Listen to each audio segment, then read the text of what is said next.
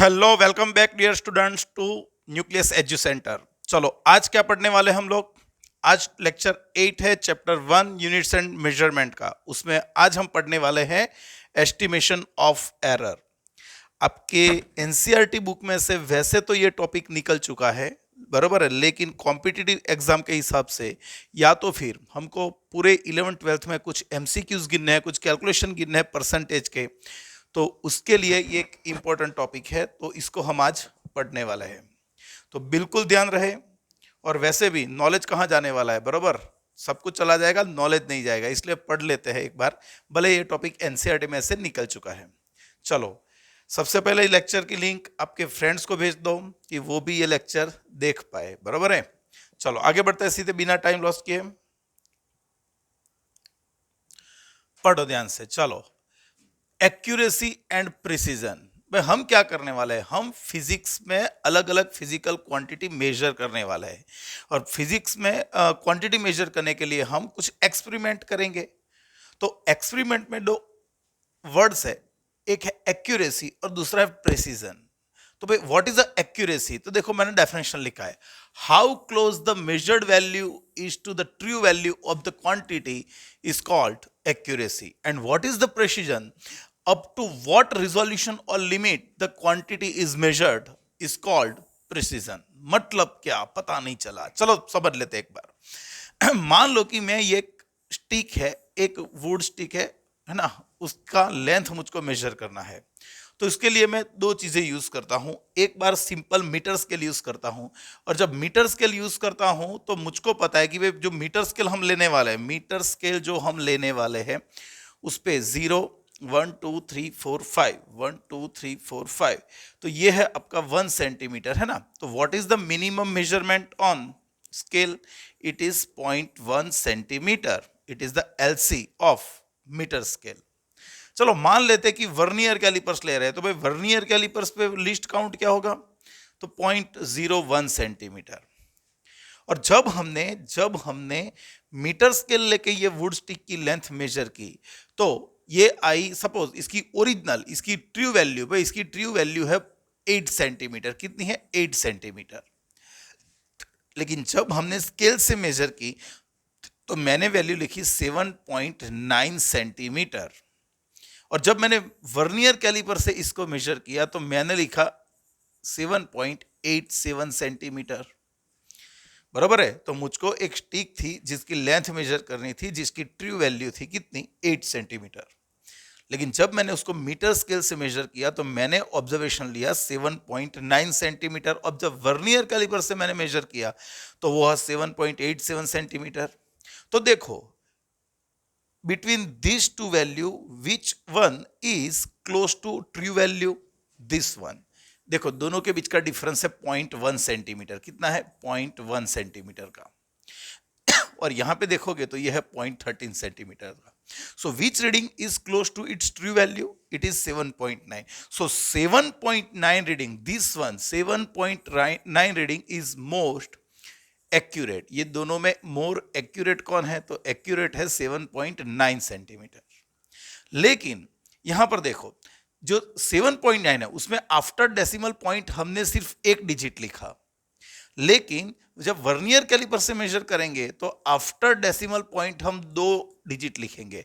So after decimal point up to second digit we can measure with vernier callipers, but with metre scale after decimal only 1 point after 1 digit is fixed, 9। तो यहां पे precise value कौन सी हुई, तो precise value हुई 7.87। This is a precise value. पता चला, this is the precise value and this is the accurate value. तो आप सबसे पहले तो डेफिनेशन क्लियर करो, what is the accuracy. Accuracy is the how close measurement measured value is close to its original value, it's called accuracy, and up to which limit, up to which resolution we have measured the quantity is called precision। Clear हो गया। तो original value थी 8, metre scale से reading आया 7.9, जो इसके ज्यादा close है तो वो मोर एक्यूरेट होगा। लेकिन ये after decimal point second digit तक मेजर कर सकता है, तो ये ज्यादा प्रिसाइज हुआ। क्लियर हो गया। चलो आगे बढ़ेंगे। लेकिन आप कुछ भी कर लो, कुछ भी कर लो, एग्जैक्ट वैल्यू तो आप मेजर ऑलमोस्ट नहीं कर पाओगे, उसमें कुछ ना कुछ इनएक्यूरेसी तो प्रोड्यूस होगी होगी और होगी। उसके बहुत सारे रीजन है, वो हम धीमे धीमे अभी धीरे धीरे अभी पढ़ने वाले हैं, बराबर है। तो समझो यहां पे, so what is error, what is error, तो मैंने अभी बोला कि आप कोई भी फिजिकल क्वांटिटी को एग्जैक्ट एक्यूरेट तो नहीं मेजर कर सकते, there is always some inaccuracy. So the measurement of inaccuracy is called error. So the definition is the inaccuracy in a measurement is called error. Clear हो गया? तो जो inaccuracy produce होगी उसको हम एरर बोलेंगे। तो हम यहाँ पे बोल सकते हैं कि यहाँ पे एरर कितनी है, तो ओरिजिनल वैल्यू 8 थी, ये 7.9 है, तो उसमें inaccuracy है 0.1 सेंटीमीटर। आगे पढ़ेंगे उसको, बराबर है। सो डेफिनेशन याद रखा, what is error, the inaccuracy in measurement is called error. Now types of error, but types कितने टाइप्स, एरर कितने टाइप्स की होती है, तो एरर जनरली दो टाइप्स की होती है, one is a systematic error and second is a random error. What is called systematic error, भाई this error is either positive or negative.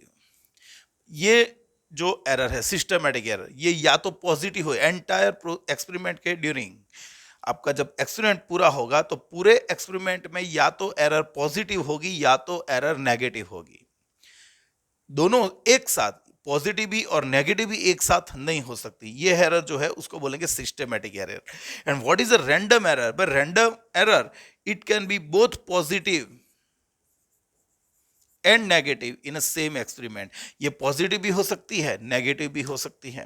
तो इसको तो मैं डिटेल में समझाता हूं आपको अभी, लेकिन रैंडम एरर समझ लो। भाई रैंडम एरर किस पे क्या होता है, भाई जो एक्सटर्नल पैरामीटर्स है जो एक्सपेरिमेंट पे अफेक्ट करते हैं, एक्सटर्नल पैरामीटर्स जो एक्सपेरिमेंट पे अफेक्ट करते हैं, उसके कारण जो एरर प्रोड्यूस होगी उसको बोलेंगे रैंडम एरर। क्या बोलेंगे, रैंडम एरर। तो मान लो कि मुझको एक रेजिस्टेंस मेजर करना है, कोई वायर है कंडक्टिंग वायर और उसका रेजिस्टेंस मुझको मेजर करना है। तो हमको पता है कि भाई रेजिस्टर जो है, रेजिस्टेंस वो टेम्परेचर पे डिपेंड करता है। तो मान लो कि जब हमने एक्सपेरिमेंट स्टार्ट किया तब टेम्परेचर काफी ज्यादा था, 45 डिग्री, फिर हमने एसी चालू कर दिया, तो जब हमने 1 घंटे के बाद मेजर किया तब टेम्परेचर रूम टेम्परेचर से भी कम 17 डिग्री हो गया था।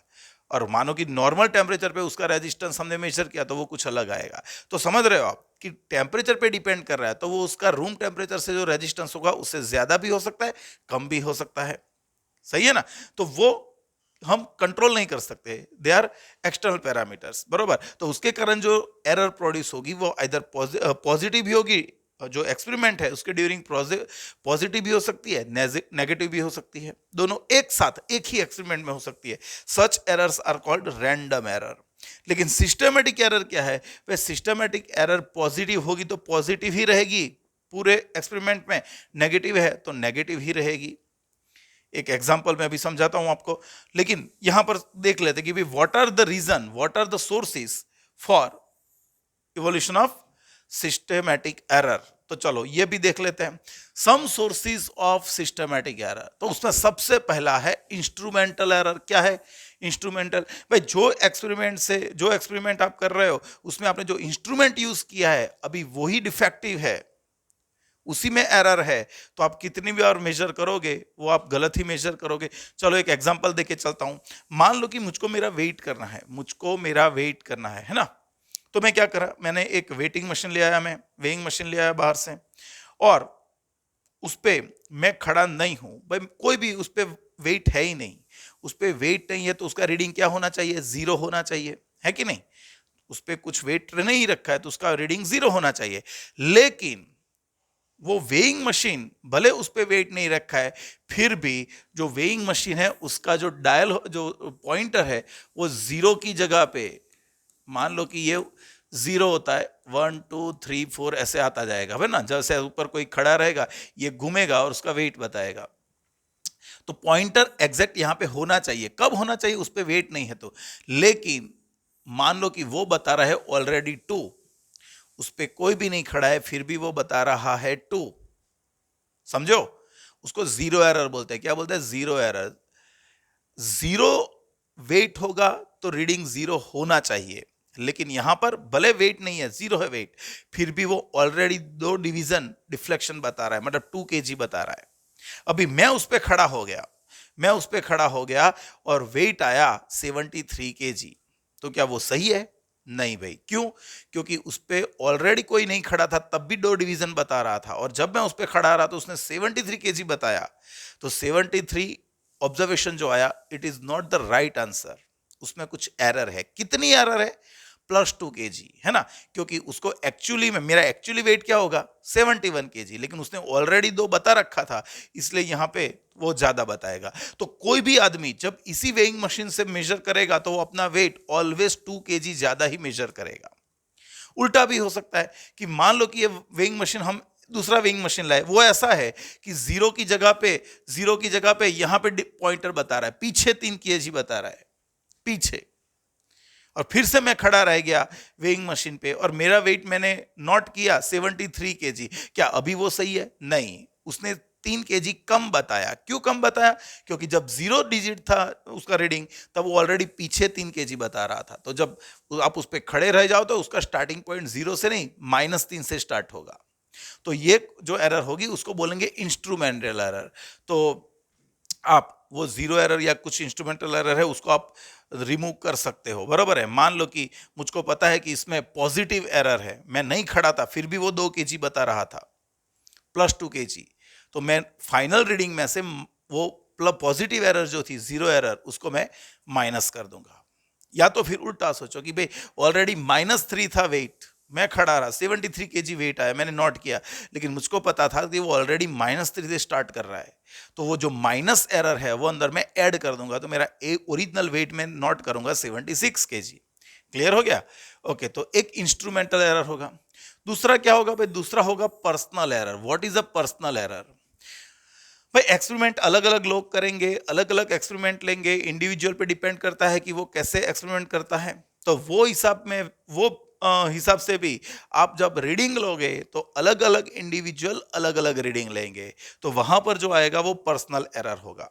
चलो एक एग्जांपल ये भी मैं आपको देता हूं कि मान लो कि एक गैल्वेनोमीटर है, जो या भी एमीटर मान लो सपोज, तो यहाँ पे 0 नोट किया है और उसका पॉइंटर यहाँ पर है, यहाँ पे लिखा हुआ है 5, यहाँ पे लिखा है 6, यहाँ पे लिखा है 7, यहाँ पे लिखा है 4, 3 एटसेट्रा। अभी इसका पॉइंटर यहाँ पर है और पॉइंटर ऐसे घूमता है, ऐसे, ये स्केल से थोड़ा दूर होता है। तो कोई आदमी इसके पीछे, एग्जैक्ट इसके पीछे खड़ा है, यहां पर ही खड़ा है, तो वो उसके लिए ये जो डिफ्लेक्टर है, बराबर है, पॉइंटर है, वो पॉइंटर के पीछे 5 है, तो वो क्या नोट करेगा कि भाई रीडिंग है 5 एम्पियर, करंट क्या है? 5 एम्पियर है। लेकिन साइड में खड़ा कोई आदमी है, उसके लिए वो ऐसा स्ट्रेट नहीं देखेगा, वो ऐसा इंक्लाइन देखेगा यहां पे, तो उसको बोलते हैं पैरालैक्स। तो मेरे लिए ये पॉइंटर किस पे है? 6 पे है, लेकिन यहां पर कोई आदमी खड़ा है तो वो देखेगा तो उसके लिए पॉइंटर कहां है? 4 पे है। तो इंडिविजुअल आप अलग अलग ऑब्जर्वेशन लोगे तो आपका ऑब्जर्वेशन अलग अलग आएगा, जो आएगा उसमें कुछ एरर होगी, इसलिए उसको बोलता है पर्सनल एरर। क्या बोलता है?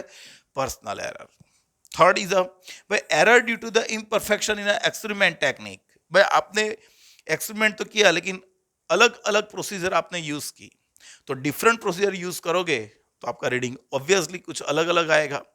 एक सिंपल ऑब्जर्वेशन आपको बताता हूं कि चलो मुझको मेरी बॉडी का टेम्परेचर मेजर करना है, तो मैं क्या लेके आया? थर्मोमीटर लेके आ गया। अब ये थर्मोमीटर से हम क्या करते हैं, कैसे टेम्परेचर मेजर करते हैं? इसको मैं अपनी टंग के नीचे दबाऊंगा और 2-3 मिनट खड़ा रहा, और उसके बाद मैंने टेम्परेचर देखा तो चलो अब 38 डिग्री सेल्सियस आया, बराबर कि नहीं?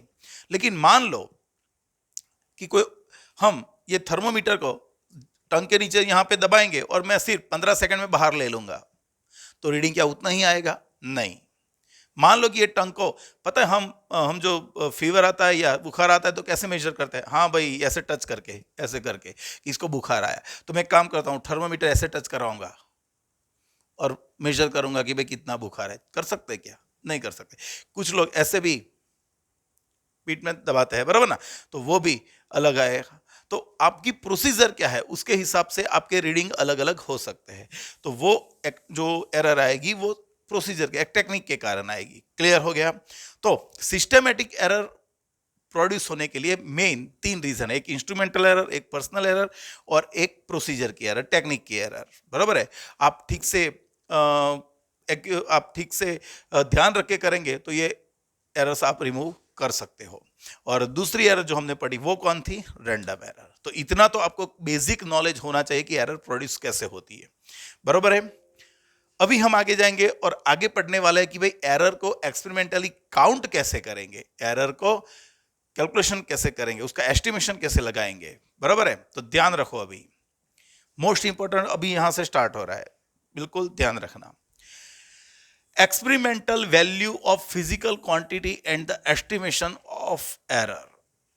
हम कोई फिजिकल क्वांटिटी को मेजर करने वाले हैं तो मुझको उसकी एक्सपेरिमेंटल वैल्यू लिखनी है एरर के साथ। तो वो कैसे करेंगे वो ध्यान से देख लेते हैं। चलो एक एग्जांपल भी साथ में पकड़ते चले जाएंगे। एक एग्जांपल भी मैंने लिखा है, वो भी हम साथ में पकड़ते जाएंगे तो हमको पता चलेगा एग्जैक्टली। तो देखो, in experiment to determine the value of any physical quantity observations are A1 A2 up to AN। मतलब मान लो कि मुझको एक फिजिकल क्वांटिटी मेजर करनी है A, तो ए को मेजर करने के लिए मैं एक्सपेरिमेंट कर रहा हूं, तो मैं सिर्फ एक रीडिंग नहीं लूंगा, एक से ज्यादा रीडिंग लूंगा। तो मैंने कितने रीडिंग लिए? n ऑब्जर्वेशंस लिए, और हर एक बार मुझको ऑब्जर्वेशन मिला A1 A2 up to AN, ये उसके रीडिंग्स मिले, बराबर, उसकी वैल्यू मिली। तो एक एग्जांपल पकड़ के चलते हैं साथ में, दोनों एक पैरेलल चलाएंगे तो बहुत मजा आएगा, बिल्कुल। तो in experiment to determine the mileage of vehicle, observations are 48 kilometre per litre, 54 kilometre per litre, 47, 50 and 51 kilometre. Right down the experimental value with error. भाई चलो, आप अभी नए नए साइंस में आए हो, आपके पेरेंट्स खुश हो गए कि भाई चलो बेटा अच्छा पढ़ रहा है, तो आपको एक व्हीकल प्रोवाइड किया जाए, आपको एक एक्टिवा दी जाए कि जिससे आप टाइम बचा सको और वो पढ़ने में लगा सको, हाँ कि नहीं? तो आपको एक्टिवा ला के दिया, और आपको फिर क्या नया नया एक्टिव आया है, तो फ्रेंड्स पूछेंगे कितनी माइलेज देता है, व्हाट इज द माइलेज, कि भाई आपका जो व्हीकल है पर 1 लीटर पेट्रोल वो कितना किलोमीटर चलेगा, उसको आप बोलोगे माइलेज। तो मुझको एक्टिवा की माइलेज मेजर करनी है ना। तो इसके लिए मैं क्या करूंगा कि भाई मैंने एक बार अंदर पेट्रोल डाला 1 लीटर और चलाया उसको, और वो चला 48 किलोमीटर, तो मैं बोल दूंगा सबको कि भाई इसकी एवरेज, इसकी जो माइलेज है वो तो 48 है। चलेगा ऐसा? नहीं। हम कुछ दिन तक एक्सपेरिमेंट करेंगे कि भाई चलो आज मंडे है, तो मैंने मंडे को पेट्रोल डलवाया 1 लीटर, तो उससे चला कितना? 48 किलोमीटर। फिर ट्यूसडे को एक लीटर से 54 चला, फिर वेडनेसडे को 47, फिर थर्सडे को 50, फिर फ्राइडे को 51 किलोमीटर पर लीटर। तो मैंने माइलेज मुझको बोलनी है, लेकिन माइलेज बोलने के लिए मैंने सिर्फ एक ऑब्जर्वेशन नहीं लिया, मैंने अलग अलग दिन के लिए ऑब्जर्वेशन लिया, तो मुझको 5 रीडिंग मिले। अभी कोई मुझको पूछेगा कि भाई तुम्हारी एक्टिवा की माइलेज कितनी, तो मैं क्या बोलूंगा? तो मैं बोलूंगा यहां पे एवरेज वैल्यू। क्या बोलूंगा? उसकी average value of physical quantity. उसको बोल सकते हैं ए बार भी बोल सकते हैं, ए मीन भी बोल सकते हैं, या तो उसको ब्रैकेट में ऐसे ट्रायंगुलर ब्रैकेट में उसको क्या बोल सकते हैं? ए। तो ये सभी उसका एवरेज होगा। तो एवरेज कैसे निकालते हैं? आपको पता है कि सारे ऑब्जर्वेशंस जो है उनका सम और divided by number of observations, तो ये आपको एवरेज वैल्यू मिलेगी। तो कोई मुझको पूछेगा कि भाई एक्टिवा की एवरेज कितनी, तो हम यहाँ पे सबसे पहले लिखते हैं कि भाई अपने ऑब्जर्वेशन कौन कौन है। आपका ऑब्जर्वेशन A1 आपका 48 आया था, A2 आपका 54 आया था। मैं यहाँ पे किलोमीटर पर लीटर उसका यूनिट नहीं लिखूंगा, ध्यान रखना। ये 47 आया, ये 4 क्या आया? 50 आया, और ये 5 क्या आया? तो 51 किलोमीटर पर लीटर। तो कोई मुझको पूछेगा तो मैं उसकी निकालूंगा एवरेज वैल्यू। एवरेज वैल्यू कैसे निकालता है मैंने बताया, सबका सम, मतलब 48 plus 54 plus 47 plus 50 plus 51 divided by number of observations. वैसे तो ये 250 ही होता है, मैंने सेट किया है शायद। ओके, तो ये हो गया 250 डिवाइडेड बाय 5, तो आपका आ गया 50। मैं यहाँ पे यूनिट लिखता हूँ किलोमीटर पर लीटर। पता चला, तो मैंने मंडे को चलाया एक्टिवा, ट्यूसडे को, वेडनेसडे को, थर्सडे को, फ्राइडे को, 5 दिन चला के मैंने देखा तो अलग अलग रीडिंग मिले। लेकिन मुझको कोई पूछेगा कि तुम्हारी एक्टिवा की एवरेज कितनी, तो मैं उसको एवरेज वैल्यू बोलूंगा कि भाई 50 किलोमीटर पर लीटर। हाँ कि नहीं? अभी कोई मुझको पूछेगा क्या एग्जैक्ट रोज 50 किलोमीटर चलता है, मैं बोलूंगा नहीं भाई, थोड़ा आगे या पीछे। और वो जो आगे पीछे बोल रहा है प्लस और माइनस वो है अपनी एरर। जो हम प्लस और माइनस बोलने जा रहे हैं वो क्या है, वो है अपनी एरर।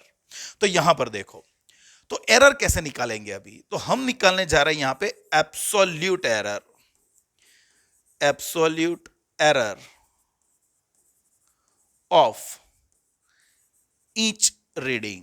हर एक रीडिंग का पहले तो एब्सोल्यूट निकालेंगे। और रीडिंग एब्सोल्यूट कैसे निकालते हैं भाई? एब्सोल्यूट जो एरर होती है उसको बोलते हैं डेल्टा ए। वैल्यू को क्या बोलेंगे भाई? Value is denoted by A, then its absolute error is denoted by delta A. तो डेल्टा ए क्या होगा? कोई nth ऑब्जर्वेशन है आपका, nth ऑब्जर्वेशन, उसका क्या होगा? जो एवरेज वैल्यू आपने फाइंड की उसमें से वो ऑब्जर्वेशन को माइनस करेंगे। कुछ बुक में अलग अलग दिया है, कुछ में वैल्यू में से एवरेज माइनस करेंगे, कुछ में एवरेज में से वैल्यू माइनस करेंगे ऑब्जर्वेशन की, चलेगा। तो आपको मानो कि nth रीडिंग है आपका, nth रीडिंग, उसका एब्सोल्यूट एरर चाहिए। तो जो आपने एवरेज वैल्यू फाइंड की ये, उसमें से जो इंडिविजुअल आपका जो इंडिपेंडेंट जो रीडिंग है उसको आप माइनस कर दोगे। सपोज मुझको फर्स्ट की फाइंड करनी है, तो मैं क्या करूंगा? जो आपकी एवरेज वैल्यू आई उसमें से आप फर्स्ट रीडिंग माइनस कर दोगे, बराबर है? तो ये आपको मिल जाएगा एब्सोल्यूट एरर हर एक रीडिंग के लिए। लेकिन आपके एक्सपेरिमेंट की हर एक रीडिंग में एरर है, लेकिन आपके एक्सपेरिमेंट की टोटल एरर कितनी? तो आप क्या करोगे? आप यहां पे निकालोगे average value of absolute error. जो एब्सोल्यूट एरर्स आएंगी उसका भी आप एवरेज निकाल दोगे, बराबर है? तो मैं यहां पे लिखूंगा डेल्टा ए बार। इसको लिख सकते हैं डेल्टा ए मीन भी लिख सकते हैं, या ब्रैकेट में डेल्टा ए भी लिख सकते हैं। मैं ए बार लिखता हूं। तो यहां पे आपका फर्स्ट रीडिंग का absolute error plus second reading का absolute error plus dash dash dash nth reading का absolute error divided by n। इसमें मैं थोड़ा भी चेंज करता हूं, लेकिन पहले वो एग्जांपल में देख लेते हैं कि भाई चलो, अभी ये तो आपकी एवरेज वैल्यू आ गई, लेकिन मुझको फाइंड करना है एब्सोल्यूट एरर। क्या फाइंड करना है? Absolute error. हर एक इंडिविजुअल की फाइंड करेंगे पहले। तो सबसे पहले फर्स्ट की डेल्टा A1, मैं लंबा नहीं लिखूंगा, ध्यान रखना, एक ही बार लिखूंगा। तो आपको क्या करना है? एवरेज वैल्यू है उसमें से रिस्पेक्टिव ऑब्जर्वेशन आपको माइनस कर देना है। तो आपका ए बार कौन था? ए बार था आपका 50, A1 क्या था? 48। तो ये आपका आ गया 2, लिख सकते हैं किलोमीटर पर लीटर। तो फर्स्ट डे जब आप मंडे को चलाते हैं तो ये 2 किलोमीटर पर लीटर आपका कम चलता है। डेल्टा A2 बोलेंगे तो भाई डेल्टा A2 क्या है? हम ए बार माइनस A2। ए बार क्या है? 50 माइनस A2 क्या है? A2 है आपका 54। तो यहां पे आया -2 -4 आपकी जो वैल्यू थी है ना, उससे थोड़ा ज्यादा चलाइए, -4। चलो ऐसे करते जाएंगे। तो डेल्टा A3 क्या आएगा? डायरेक्ट अभी मैं ये स्टेप नहीं रखूंगा, डायरेक्ट 50 माइनस थर्ड आपका 47 चला, तो वो आपका आया 3 आया। डेल्टा A4 क्या आया? उस दिन 50 ही चला था, तो 50 माइनस 50, तो यहाँ पे तो 0 हो गया। और डेल्टा A5 तो वो क्या आया? तो 50 माइनस 51 तो -1। पक्का? तो मैंने हर एक दिन आपका जो एवरेज था 50, माइलेज एवरेज क्या वैल्यू थी? 50, उसका एरर कितना है हर एक पर्टिकुलर डे, वो मैंने मेजर कर दिया। अभी कोई मुझको पूछेगा कि भाई तुम्हारी एवरेज कितनी, माइलेज कितनी तुम्हारी एक्टिवा की, तो मैं बोलूंगा 50, उसमें कुछ एरर है? हाँ मैं बोलूंगा है। कितनी? तो क्या मैं उसको ऐसा बोलूंगा कि भाई तू जो मंडे को चलाएगा ना तो वो 2 किलोमीटर कम चलेगी, लेकिन जो ट्यूसडे को चलाएगा तो अच्छा दिन है 4 किलोमीटर ज्यादा चलेगी, ऐसे बोलूंगा मैं? नहीं, उसको मुझको एरर भी एक ही बोलनी है, एरर भी मुझको एक ही बोलनी है। तो मैं क्या करूंगा? तो अब ने आगे लिखा, हम एरर का भी क्या निकाल देंगे? एवरेज निकाल देंगे। तो यहां पे डेल्टा ए बार ये आपका हो गया एब्सोल्यूट एरर। अरे मैंने यहां पे क्या बखेड़ा कर दिया, एब्सोल्यूट एरर। ये एवरेज निकालते हैं, लेकिन क्या? Average absolute error. तो मैं यहां पे लिखता हूं delta A bar is equal to delta A1 plus delta A2 plus delta A3, नहीं ये प्लस है, ये प्लस है, ये प्लस है आपका प्लस 0 प्लस -1 और डिवाइडेड बाय 5। तो यहां पर आप सम करोगे तो ये तो 0 हो गया, 2 और 3 5, -4 -1 5। तो याद रखो, एक मैं आपको ब्रह्म सेंटेंस बोलता हूं क्या, जो पूरे यूनिवर्स में सही है, कि भाई एरर का कभी सब्ट्रैक्शन नहीं होता, एरर आर ऑलवेज एडेड, उनका ऑलवेज सम होगा। तो यहां पर जो मैंने लिखा था उसमें आप जो एब्सोल्यूट एरर है उसको आपको क्या लेना है, मॉड्यूलस में लेना है। मतलब एरर नेगेटिव हो या पॉजिटिव, आपको तो उसको पॉजिटिव पकड़ के ही चलना है, पॉजिटिव पकड़ के ही चलना है। तो ये हो गया।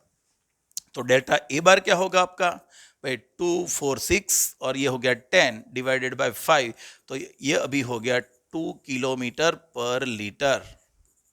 तो देखो हमको यहां पर जो एक्सपेरिमेंट है उसका एवरेज एरर भी मिल गया, एब्सोल्यूट एरर। क्लियर हो गया।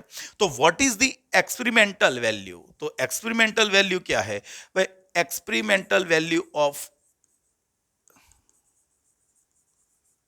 एक्सपेरिमेंटल वैल्यू ऑफ ए क्या होगा, तो मैं ए लिखूंगा भाई, वैल्यू होगी क्या, तो ए की वैल्यू क्या होगी, तो उसकी वैल्यू प्लस और माइनस डेल्टा ए बार। तो ये बोलेंगे उसकी एवरेज वैल्यू और ये होगा उसका एवरेज एब्सोल्यूट एरर। क्या आएगा, एवरेज एब्सोल्यूट एरर। क्लियर हो गया। तो कोई मुझको पूछेगा कि भाई एक्सपेरिमेंट की वैल्यू कितनी है, तो सारे ऑब्जर्वेशन नहीं बोलूंगा मैं, उसकी एवरेज वैल्यू बोल दूंगा, और उसमें एरर है भाई कितनी, डेल्टा ए जितनी, उसका भी एवरेज बोलूंगा, लेकिन वो कितनी, प्लस और माइनस, प्लस और आगे पीछे कुछ भी हो सकता है। ओके, तो ये हमको उसकी एक्सपेरिमेंटल वैल्यू मिली। तो हमको फाइंड करना है यहां पर रिलेटिव एरर। याद रखना रिलेटिव एरर, भाई what is the value, relative value of error with respect to its original value, या तो उसको दूसरा नाम भी है उसका, इसको बोलते हैं फ्रैक्शनल एरर। क्या बोलते हैं, फ्रैक्शनल एरर। भाई error is a what, fraction of its original value, तो उसको इसलिए बोलते हैं फ्रैक्शनल। तो फ्रैक्शनल एरर कैसे मिलेगी, तो आपकी जो एरर आई डेल्टा ए बार, उसको उसी की वैल्यू से डिवाइड कर देंगे, एब्सोल्यूट एरर को एवरेज वैल्यू से डिवाइड करेंगे, तो ये हमको रिलेटिव एरर मिल जाएगी। मतलब ये आपको शो करेगा कि आपकी जो एरर है वो ओरिजिनल वैल्यू के कितने फ्रैक्शन की है। क्लियर हो गया।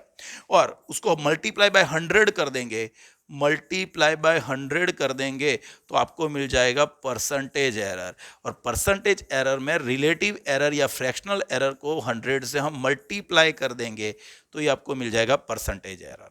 क्लियर। तो ये एग्जांपल में देख लेते हैं। देयरफॉर माइलेज ऑफ एक्टिवा या व्हीकल, आपका जो भी है, यहां पे मैंने व्हीकल लिखा है, यहां पे एक्टिवा लिख रहा हूं, भाई उसका एवरेज क्या होगा, तो मैं यहाँ पे उसकी एक्सपेरिमेंटल वैल्यू लिख रहा हूँ कि भाई आपकी एक्टिवा एवरेज देती है कितने की, तो मैं बोलूंगा भाई 50 की देती है। क्या रोज 50 चलती है, नहीं भाई रोज तो 50 नहीं चलती, 2 किलोमीटर आगे पीछे, तो 2 किलोमीटर पर लीटर पता चला। तो ये मैंने एक्टिवा की एवरेज निकालने का एक एक्सपेरिमेंट दिया था, जिसका एक्सपेरिमेंटल वैल्यू क्या आ गया, 50 प्लस और माइनस 2 किलोमीटर पर लीटर। और उसका रिलेटिव एरर क्या भाई, इसका रिलेटिव एरर उसको बोलेंगे दूसरा क्या, फ्रैक्शनल एरर। फ्रैक्शनल एरर तो ये हो जाएगा डेल्टा ए बार अपॉन ए बार, तो ये हो गया 2 अपॉन 50, ये हो जाएगा 0.04। ऊपर नीचे 2 से मल्टीप्लाई कर दो, 2 तो ऊपर 4 हो जाएगा, नीचे 100, 4 बाय 100 0.04। तो ये उसका फ्रैक्शनल या तो रिलेटिव एरर आ गया, बरोबर है। और कोई पूछेगा कि उसका परसेंटेज एरर क्या है, तो मैं लिखूंगा परसेंटेज एरर, बोलो तो delta A bar upon A bar multiply by क्या करना पड़ेगा, 100%। तो ये हो गया, इसका कितना परसेंट आ गया, 4%। क्लियर हो गया भाई, इसको मल्टीप्लाई बाय 100 करो, 0.04 मल्टीप्लाई बाय 100, तो ये 4% आ गया। तो आपकी एक्सपेरिमेंटल वैल्यू आप ऐसे भी लिख सकते हो, या एक्सपेरिमेंटल वैल्यू आप ऐसे भी लिख सकते हो कि भाई A bar is equal to what, 50 plus और माइनस 2 की जगह पे आपको परसेंटेज लिखना है तो ऐसे लिख सकते हो। तो समझो ये वैल्यू है दोनों, ये एक्टिवा की जो माइलेज हमने की उसकी वैल्यू और उसमें प्लस और माइनस एरर, लेकिन ये वैल्यू में है और ये परसेंटेज में आई कि भाई एरर कितने परसेंटेज है, 4%। किसका? जो उसकी वैल्यू है उसका 4%। क्लियर हो गया? पक्का बच्चों? तो आपको इतना तो क्लियर होना ही चाहिए कि हम कैसे गिनेंगे। पक्का कि नहीं? कैसे गिनेंगे वो सेट होना चाहिए आपको। चलो, तो इतना पहले सेव कर दे। तो एरर मैंने आपको एक एग्जांपल देके समझाया कि भाई एरर को एस्टिमेट कैसे कर सकते हैं, बराबर है। चलो आगे बढ़ेंगे। तो ये मैं आपको होमवर्क में दे रहा हूं, ये मैं आपको होमवर्क में दे रहा हूं, HW। ट्राई करो, शायद मेरे हिसाब से ये आंसर आ जाएगा आपका, शायद ये आंसर आ जाएगा। आपके पास मैंने 4 रजिस्टर्स की अननोन रेजिस्टेंस की 4 वैल्यू दी है, 1 2 3 4। आपको उसका एवरेज निकालना है, फिर उसकी एब्सोल्यूट एरर फाइंड करनी है, उसकी रिलेटिव एरर फाइंड करनी है और परसेंटेज एरर फाइंड करनी है। तो ये आपको R1 ले लो, इसको R2 ले लो, इसको R3 ले लो, इसको R4 ले लो। आपको A1 A2 A3 पसंद है तो वो भी ले सकते हो, चलेगा। लेकिन जनरली हम रेजिस्टेंस के लिए R सिंबल यूज करते हैं, इसलिए हम R ले सकते हैं इसके लिए। तो ये भी होमवर्क में आपके लिए। चलो सेम एक और रखा है मैंने। We measure the period of oscillation of a simple pendulum in successive measurement, the readings turn out to be this one. भाई आपका T1 रीडिंग हो गया, ये आपका T2 हो गया, ये आपका T3 हो गया, ये आपका T4 हो गया और ये आपका T5 हो गया। आपको उसकी absolute, relative and percentage error गिननी है। भाई फिर से लग जाओ काम पे। सबसे पहले सबका एवरेज निकाल दोगे, बरोबर है।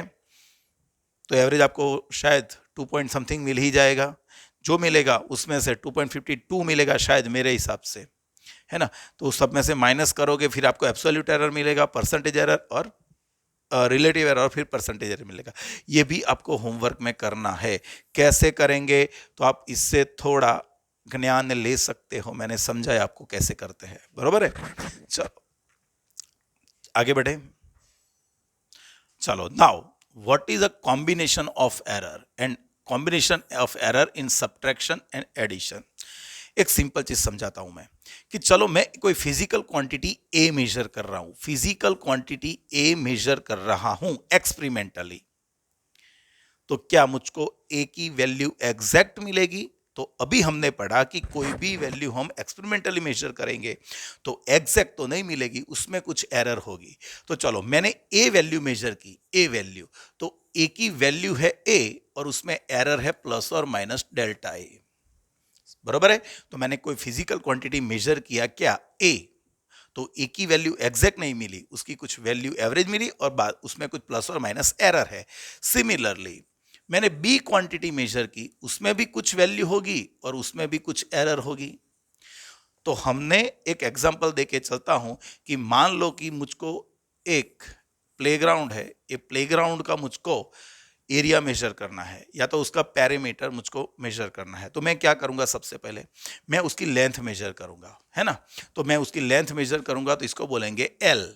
तो देखो, हो सकता है मैं उसकी लेंथ क्या एक ही बार मेजर करूंगा? नहीं, लेंथ मेजर करने के लिए मैं एक से ज्यादा रीडिंग लूंगा। एक बार यहां से लेंथ मेजर करूंगा, एक बार यहां से, यहां से, यहां से। हो सकता है कि ये रेक्टेंगल ना हो, किसी ने मुझको इरेग्युलर शेप का दे दिया हो प्लेग्राउंड, है ना। इसीलिए मैं एक नहीं, यहां से एक से ज्यादा रीडिंग मैंने लिए। तो सपोज मैंने 5 लिए, तो जब मैंने लेंथ मेजर की तो मुझको लेंथ नहीं मिली, मुझको वो मिली L प्लस और माइनस डेल्टा L, उसकी वैल्यू और उसमें कुछ एरर। सिमिलरली मैंने उसका ब्रेड्थ मेजर किया तो वो मुझको मिला B, वो भी मिला B प्लस और माइनस डेल्टा B। तो हमने उसकी लेंथ मेजर की, उसमें कुछ एरर है, ब्रेड्थ मेजर की, उसमें कुछ एरर है। तो अभी मैं फाइंड करने जा रहा हूं उसका एरिया। तो भाई एरिया कैसे फाइंड करते हैं? Area is a length into breadth, लेकिन लेंथ में एरर है, ब्रेड्थ में एरर है, तो ऑब्वियसली उसके एरिया जो है उसमें भी एरर आएगी, एरिया में भी एरर आएगी, है ना। और यहां पर लेंथ और ब्रेड्थ का हम मल्टीप्लीकेशन कर रहे हैं, मतलब एरर, जो एरर होगी उसका कॉम्बिनेशन मल्टीप्लीकेशन में होगा। सिंपल चीज है। कॉम्बिनेशन क्या है वो पता चला कि हम कोई फिजिकल क्वांटिटी एरिया मेजर करने जा रहे हैं। इसके लिए मैंने लेंथ और ब्रेड्थ एक्सपेरिमेंटली मेजर किया, लेकिन लेंथ में भी एरर है, ब्रेड्थ में भी एरर है। तो दोनों का प्रोडक्ट करेंगे तो जो एरिया मिलेगा, एरिया में भी कुछ एरर आएगी। सिमिलरली मैं उसको उसका पैरामीटर मेजर करना है, तो पैरामीटर का फॉर्मूला क्या है, 2 इंटू एल प्लस बी, लेकिन एल में एरर है, बी में एरर है, तो ऑब्वियसली पैरामीटर में भी एरर आएगी, लेकिन यहां पर उन दोनों का एडिशन होगा। क्लियर हो गया, पक्का। तो यहां पर कॉम्बिनेशन क्या है वो आपको क्लियर होना चाहिए कि भाई हम जो भी फिजिकल क्वांटिटी मेजर करने जा रहे हैं बराबर, लेकिन वो किसी और पे डिपेंडेंट है। तो हमने जो फिजिकल क्वांटिटी मेजर की उनमें कुछ एरर है, तो जब उसका एडिशन करेंगे, सब्ट्रैक्शन करेंगे, तो उसमें भी कुछ एरर आएगी। तो इफ चलो हमने कोई क्वांटिटी मेजर की ए, तो उसकी वैल्यू और उसकी एरर, बी की वैल्यू बी की एरर, तो if z is equal to A plus B, मैं क्या करने जा रहा हूं, कोई क्वांटिटी z फाइंड करने जा रहा हूं, and z is the sum of A and B. z क्या है, ए और बी का सम है, लेकिन z में तो एरर आएगी, क्योंकि a में एरर है, b में एरर है, तो z में भी आएगी। तो z आपको z नहीं मिलेगा, z भी आपको मिलेगा z प्लस और माइनस डेल्टा z। ये z की वैल्यू होगी, ये z की एरर होगी। तो यहां पर लिखेंगे तो आपका a कौन है, a इज a प्लस और minus delta a, plus b कौन है, तो b इज b प्लस और माइनस डेल्टा b। चलो ब्रैकेट ओपन कर देंगे तो ये हो जाएगा z प्लस और माइनस डेल्टा z, यहां पे a प्लस और minus delta a plus b into plus और माइनस डेल्टा b। तो यहां पर z प्लस और minus delta z is equal to value को साथ में लाऊंगा तो मैंने लिख दिया a प्लस b, प्लस और माइनस ये दोनों में से कॉमन लूंगा तो यहां पे हो जाएगा delta a plus delta b। तो देखो तो क्या मिला भाई, आपको z कैसे मिलेगा, z आपको मिलेगा दोनों वैल्यू का सम, इसकी वैल्यू और इसकी वैल्यू का सम। तो आपको z की वैल्यू मतलब a की वैल्यू प्लस b की वैल्यू, और z की एरर क्या होगी भाई, z की एरर होगी a की एरर प्लस b की एरर, a की एरर प्लस b की एरर। पता चला कि नहीं। तो यहां पर z की वैल्यू फाइंड करनी है तो वैल्यू का सम, और z की absolute error is the sum of absolute error of given physical quantity जो आपको दी है। क्लियर हुआ कि नहीं, पक्का। Similarly z is equal to suppose a minus होगा तो क्या करोगे, तो भाई माइनस करेंगे तो भी z में तो एरर होगी ही होगी, तो ये आपका हो जाएगा a प्लस और minus delta a minus b plus और माइनस डेल्टा b। तो यहां पर z प्लस और minus delta z is equal to ये हो जाएगा a माइनस b, लेकिन याद रखो वो ब्रह्म वाक्य क्या, एरर का तो सम ही होगा। यहां पर z a प्लस बी था तो हमने a प्लस बी किया, लेकिन एरर का सम हुआ। यहां पर z is equal to a minus B था तो z की वैल्यू हमको a माइनस बी से ही मिलेगी, लेकिन डेल्टा z के लिए तो हमको सम ही करना पड़ेगा। तो एक सिंपल यहां पे सेंटेंस हम लिख सकते हैं कि भाई एब्सोल्यूट एरर, लेकिन कहां पर एडिशन और सब्ट्रैक्शन की बात कर रहा हूं, तो यहां पे मैं लिखता हूं कि absolute error in final result, absolute error in a final result is the sum of absolute errors of given quantity, जिसका हम जो सम करने जा रहे हैं उनकी जो एब्सोल्यूट एरर होगी उनका ही सम करना पड़ेगा। क्लियर हो गया। तो आपके दिमाग में इतना तो छप जाना चाहिए कि क्या लिखा है मैंने।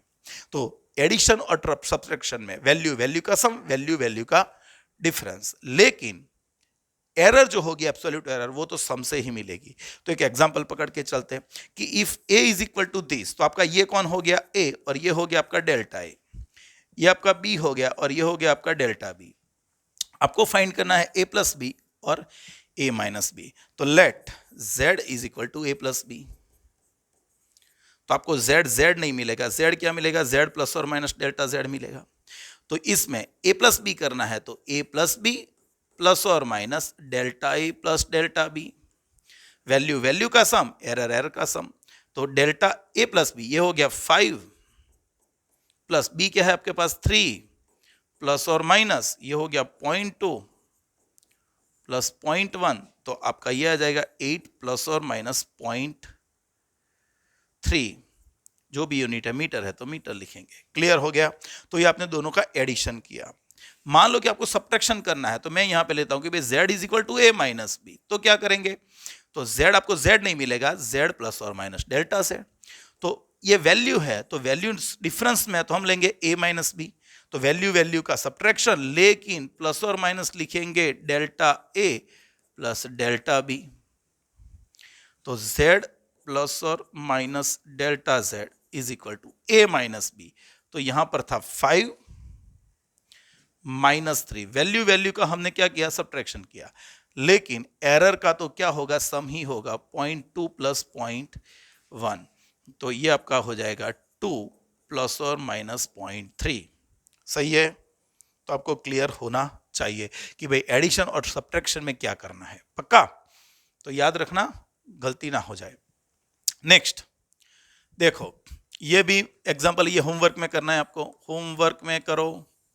थीटा 1 आपको दिया है, थीटा 2 आपको दिया है, और आपको थीटा 2 माइनस थीटा 1 फाइंड करना है। चलो मैं मान लेता हूं कि theta is what, theta is theta 2 minus theta 1। तो आपको थीटा थीटा नहीं मिलेगा, थीटा प्लस और माइनस डेल्टा थीटा मिलेगा। तो आपको यहां पे करना पड़ेगा थीटा 2 माइनस थीटा 1 प्लस और माइनस थीटा 2 की एरर प्लस डेल्टा थीटा 1 की एरर। हो गया क्लियर? तो आपको खुद गिनना है, ये आपका होगा थीटा 1, ये होगा डेल्टा थीटा 1, ये आपका होगा थीटा 2, ये आपका होगा डेल्टा थीटा 2, और आपको वैल्यू कमेंट बॉक्स में लिखना है, उसका आंसर लिखोगे पक्का? देखो कुछ नहीं है, बराबर है। चलो लास्ट में मैं आंसर गिनाऊंगा, इसके आंसर मैं लास्ट में गिनाऊंगा, लेकिन पहले देख लो, इसको खुद गिनने का ट्राई करो, वीडियो पॉज करो और खुद गिनो। चलो सेम है, the mass of empty beaker is this. भाई खाली बीकर है, उसका मास क्या है, ये है ना, इसको बोलते थे m1। The mass of beaker with some water is this. भाई एक पानी भरे हुए बीकर का मास है ये, तो इसको बोल देता हूं मैं m2। ये खाली बीकर का मास है, ये पानी भरे हुए बीकर का मास है। Then the mass of water by considering the errors will be. हमको वाटर का मास गिनना है। भाई सिंपल है, ये खाली बीकर का मास है, ये पानी भरे हुए बीकर का मास है, और मुझको सिर्फ पानी का मास गिनना है, तो इसमें से ये माइनस कर देंगे। तो हम mass of water is equal to क्या करेंगे, जो भरा हुआ था उसमें से खाली माइनस कर देंगे। तो फिर से आपको होमवर्क में गिनना है, ये आपको m1 हो गया, ये आपका डेल्टा m1 हो गया, ये आपका m2 हो गया, तो ये आपका डेल्टा m2 हो गया, और यहां पे आप क्या कर सकते हो, m प्लस और minus delta m is equal to what, तो वैल्यू वैल्यू का सब्ट्रैक्शन प्लस और माइनस एरर एरर का तो क्या करेंगे, सम ही करेंगे। इसका भी आंसर मैं आपको लास्ट में देता हूं, लेकिन पहले आप खुद गिनने का ट्राई करो, पक्का? हाँ कि नहीं, आना चाहिए। नेक्स्ट, ओके, इतने को सेव कर देते हैं पहले। तो हमने क्या सीखा अभी, combination of error in addition and subtraction. Now combination of errors in multiplication and division. भाई मल्टीप्लीकेशन और डिवीजन में हमको फाइंड करना है, मल्टीप्लीकेशन डिवीजन। चलो मान लेते हैं कि इफ भाई आपकी ए क्वांटिटी क्या थी, ए क्वांटिटी थी ए प्लस और माइनस डेल्टा ए, और बी क्वांटिटी क्या थी, तो बी क्वांटिटी थी बी प्लस और माइनस डेल्टा बी। तो if z is equal to A B, समझो यहां पर आपने ए मेजर किया तो उसमें वैल्यू और एरर है, बी में वैल्यू और एरर है, तो आप अभी करने वाले हो z is equal to A B का प्रोडक्ट करने वाले हो। तो आपकी जो z क्वांटिटी होगी उसमें भी कुछ एरर होगी, तो z आपको z नहीं मिलेगा, z प्लस और माइनस डेल्टा z मिलेगा। तो a कौन है आपका, भाई ये तो ये रहा a प्लस और माइनस डेल्टा a, और b क्या है आपका, b प्लस और माइनस डेल्टा b। तो इसको ब्रैकेट ओपन करते हैं, तो आपको ब्रैकेट ओपन करना तो आता होगा शायद, ये मल्टीप्लिकेशन दो ब्रैकेट का, a इंटू बी होगा पहले, प्लस और minus a into delta B होगा, प्लस और minus b into delta a होगा, प्लस और माइनस इसका और इसका प्रोडक्ट होगा delta a into delta b। हो गया क्लियर? प्रोडक्ट करना आता है ना दो ब्रैकेट का, A B A delta B, B delta A delta A. हो गया भाई, यहां पे मैं लिखता हूं कि डिवाइडिंग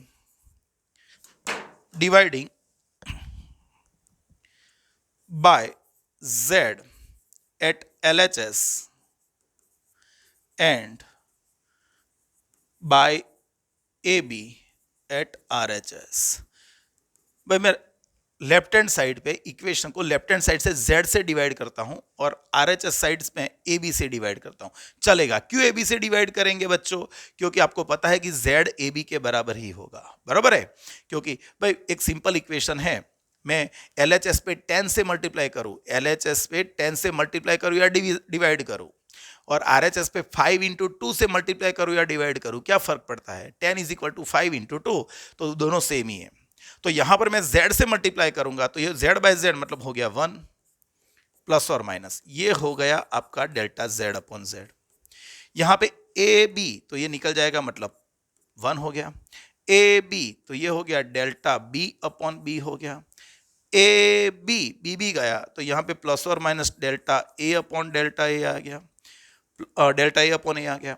यहां पे ए बी तो delta a upon a into delta B by B. देख लो ध्यान से, यहां पे मैंने z से डिवाइड किया, यहां पे मैंने ए बी से मल्टीपल डिवाइड किया पूरे टर्म को, बराबर है। चलो ए दोनों में से निकल गए, ए कैंसिल हो गए दोनों में से, और यहां पे लिखता हूं delta A into delta B is too small. भाई ये जो टर्म होगा वो अदर टर्म्स है उसके कंपैरिजन में काफी छोटा होगा, तो उसको निग्लेक्ट कर देंगे। क्या करेंगे? उसको निग्लेक्ट कर देंगे। तो इसको निग्लेक्ट करेंगे। क्यों निग्लेक्ट करते हैं वो भी समझाता हूं। चलो मैं मान लेता हूं कि ए की वैल्यू है 10 प्लस और माइनस 0.2 और बी की वैल्यू है सपोज 20 प्लस और माइनस 0.1। चलो ये वैल्यूज है, पक्का? या तो इसको मैं 4 ले लेता हूं, चलो ना 4 ले लेता हूं, पक्का? चलो तो ये क्या करेंगे भाई, delta A by A find करो, तो डेल्टा ए बाई ए, तो ये रहा आपका कौन? ए, और ये डेल्टा ए, तो डेल्टा ए आपका ये रहा अपॉन ए 10, तो ये हो गया 0.02। डेल्टा बी आपका क्या है भाई? डेल्टा बी क्या है? तो 0.4 अपॉन 20, ये भी आप करोगे तो शायद 0.02 ही होगा, बराबर है। तो देखो डेल्टा ए जो है वो second after decimal point second digit तक आता है, डेल्टा बी भी सेकंड डिजिट तक आता है, लेकिन अभी हम करने वाले हैं delta A into A, delta A upon A into delta B upon B, तो 0.02 मल्टीप्लाई बाय 0.02, ये हो जाएगा 0.0004। तो ये जो हमने मल्टीप्लिकेशन किया उसकी कंपैरिजन इसके साथ करो। यहां पे after decimal point 2 second digit तक जाता है और यहां पे तो सेकंड क्या थर्ड तक भी 0 आता है, तो ये टर्म काफी छोटा है कंपैरिजन विद दिस टर्म्स। तो क्या हो जाएगा, उसको हम निग्लेक्ट कर सकते हैं। तो फिजिक्स तो गिनने और ना गिनने का सब्जेक्ट है, निग्लेक्ट करने का और मान लेने का, सपोज भी कर सकते हैं, निग्लेक्ट भी कर सकते हैं। क्लियर हो गया? तो मैंने आपको एक एग्जांपल दे दिया कि यहां पर हम वो टर्म्स को क्यों निग्लेक्ट कर सकते हैं, बराबर है। तो देखो मैंने यहां पे निग्लेक्ट कर दिया, किसको? इसको निग्लेक्ट कर दिया, तो आपका फॉर्मूला क्या हो जाएगा अभी? चलो 1 1 गया, ये भी गया, सब में से प्लस और माइनस ले लूंगा मैं, तो ये आ गया delta z upon z is equal to हो गया delta a by a plus delta b by b। देखा, ये कुछ इक्वेशन आया। तो बच्चों यहां ध्यान से देखो, यहां पर क्या था? डेल्टा z डायरेक्ट मिल जाता था, डेल्टा z आपको डायरेक्ट मिलता था, delta a plus delta b, लेकिन यहां पर आपको डेल्टा z डायरेक्ट नहीं मिलेगा। डेल्टा z आपको कैसे मिलेगा? तो delta z is equal to z को सामने मल्टीप्लाई कर दो, तो ये हो जाएगा delta a by a plus delta b by b, या तो फिर z is equal to A B बोल दो, ए बी। तो आप यहां पे कर सकते हो, ये लिखवाता हूं मैं, सीपीए 2 के लिए आप यूज कर सकते हो, नहीं तो कॉम्प्लिकेटेड पड़ेगा। ये b है, अभी अंदर मल्टीप्लाई करूंगा तो ये क्या हो जाएगा? b delta a plus a delta b, ये आपको मिला डेल्टा z। देखा, यहां पर देखो एडिशन और सब्ट्रैक्शन में डायरेक्ट डेल्टा z क्या मिलता था? Delta a plus delta b। यहां पर भी सब्ट्रैक्शन में भी सेम है, लेकिन मल्टीप्लिकेशन में आपका delta z delta a plus delta b की मल्टीप्लिकेशन में नहीं मिला। देखो b delta a plus a delta b, हम इसको याद रखेंगे, हम इसको याद रखेंगे। तो ये कौन सी एरर थी? ये z की एब्सोल्यूट एरर। z की कौन सी एरर थी? Absolute error is the sum of absolute error of a plus b। B की एब्सोल्यूट एरर। लेकिन यहां पर देखो, this is the fractional error या तो रिलेटिव एरर। क्या है ये? Relative error. रिलेटिव एरर, ये फ्रैक्शनल नहीं, ये याद रखना, ये एब्सोल्यूट नहीं है डायरेक्ट। ये z की relative error is equal to relative error of a plus relative error of b। तो यहां पर आपको डायरेक्ट नहीं मिलेगा, बराबर है। तो similarly for z is equal to a divided by b। भाई यहां पे हमने क्या किया? मल्टीप्लीकेशन किया। हम यहां पे क्या कर रहे हैं? डिवीजन कर रहे हैं। तो जो डिवीजन कर रहे हो, फिर भी यहां पर आपको z मिलेगा, z प्लस और माइनस डेल्टा z। उसमें आपको z तो मिल जाएगा a बाय b, लेकिन ये आपको डेल्टा z डायरेक्ट नहीं मिलेगा। डेल्टा z आपका ये हिसाब से मिलेगा। क्या मिलेगा? b delta a plus a delta b, ये करके आपको मिलेगा। पक्का? तो मान लो कि कैसे गिनना है वो मैं आपको एप्लीकेशन में बताऊंगा। लेकिन यहां पे द रिलेटिव एरर, यहां पे मैं सेंटेंस क्या लिख सकता हूं? Relative error. उसमें हमने एब्सोल्यूट एरर लिखा था, यहां पे relative error of final result. किस में? मल्टीप्लीकेशन एंड डिवीजन में। भाई मल्टीप्लीकेशन डिवीजन में the relative error of final result is equal to is sum of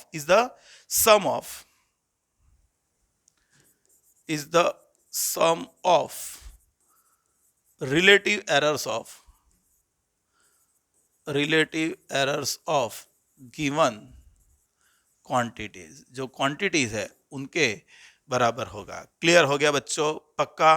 तो याद रहे, हमको एडिशन और सब्ट्रैक्शन में डायरेक्ट मिल जाएगा एब्सोल्यूट एरर, लेकिन यहां पर मल्टीप्लिकेशन डिवीजन में हमको डायरेक्ट नहीं मिलेगा, हमको फ्रैक्शनल मिलेगा, और फ्रैक्शनल से हमको फाइंड करना है।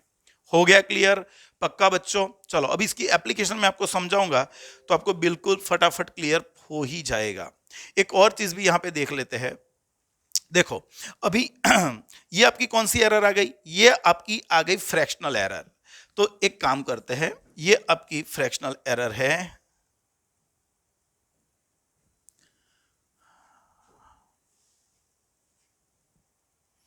एक मिनट बच्चों, चलो ये आपकी कौन सी एरर थी? फ्रैक्शनल एरर थी। Delta z upon z is equal to delta a by a plus delta b by b। एक काम करते हैं, दोनों साइड 100 से मल्टीप्लाई कर देते हैं। भाई दोनों साइड 100 से मल्टीप्लाई कर दोगे तो ये हो गई डेल्टा a बाय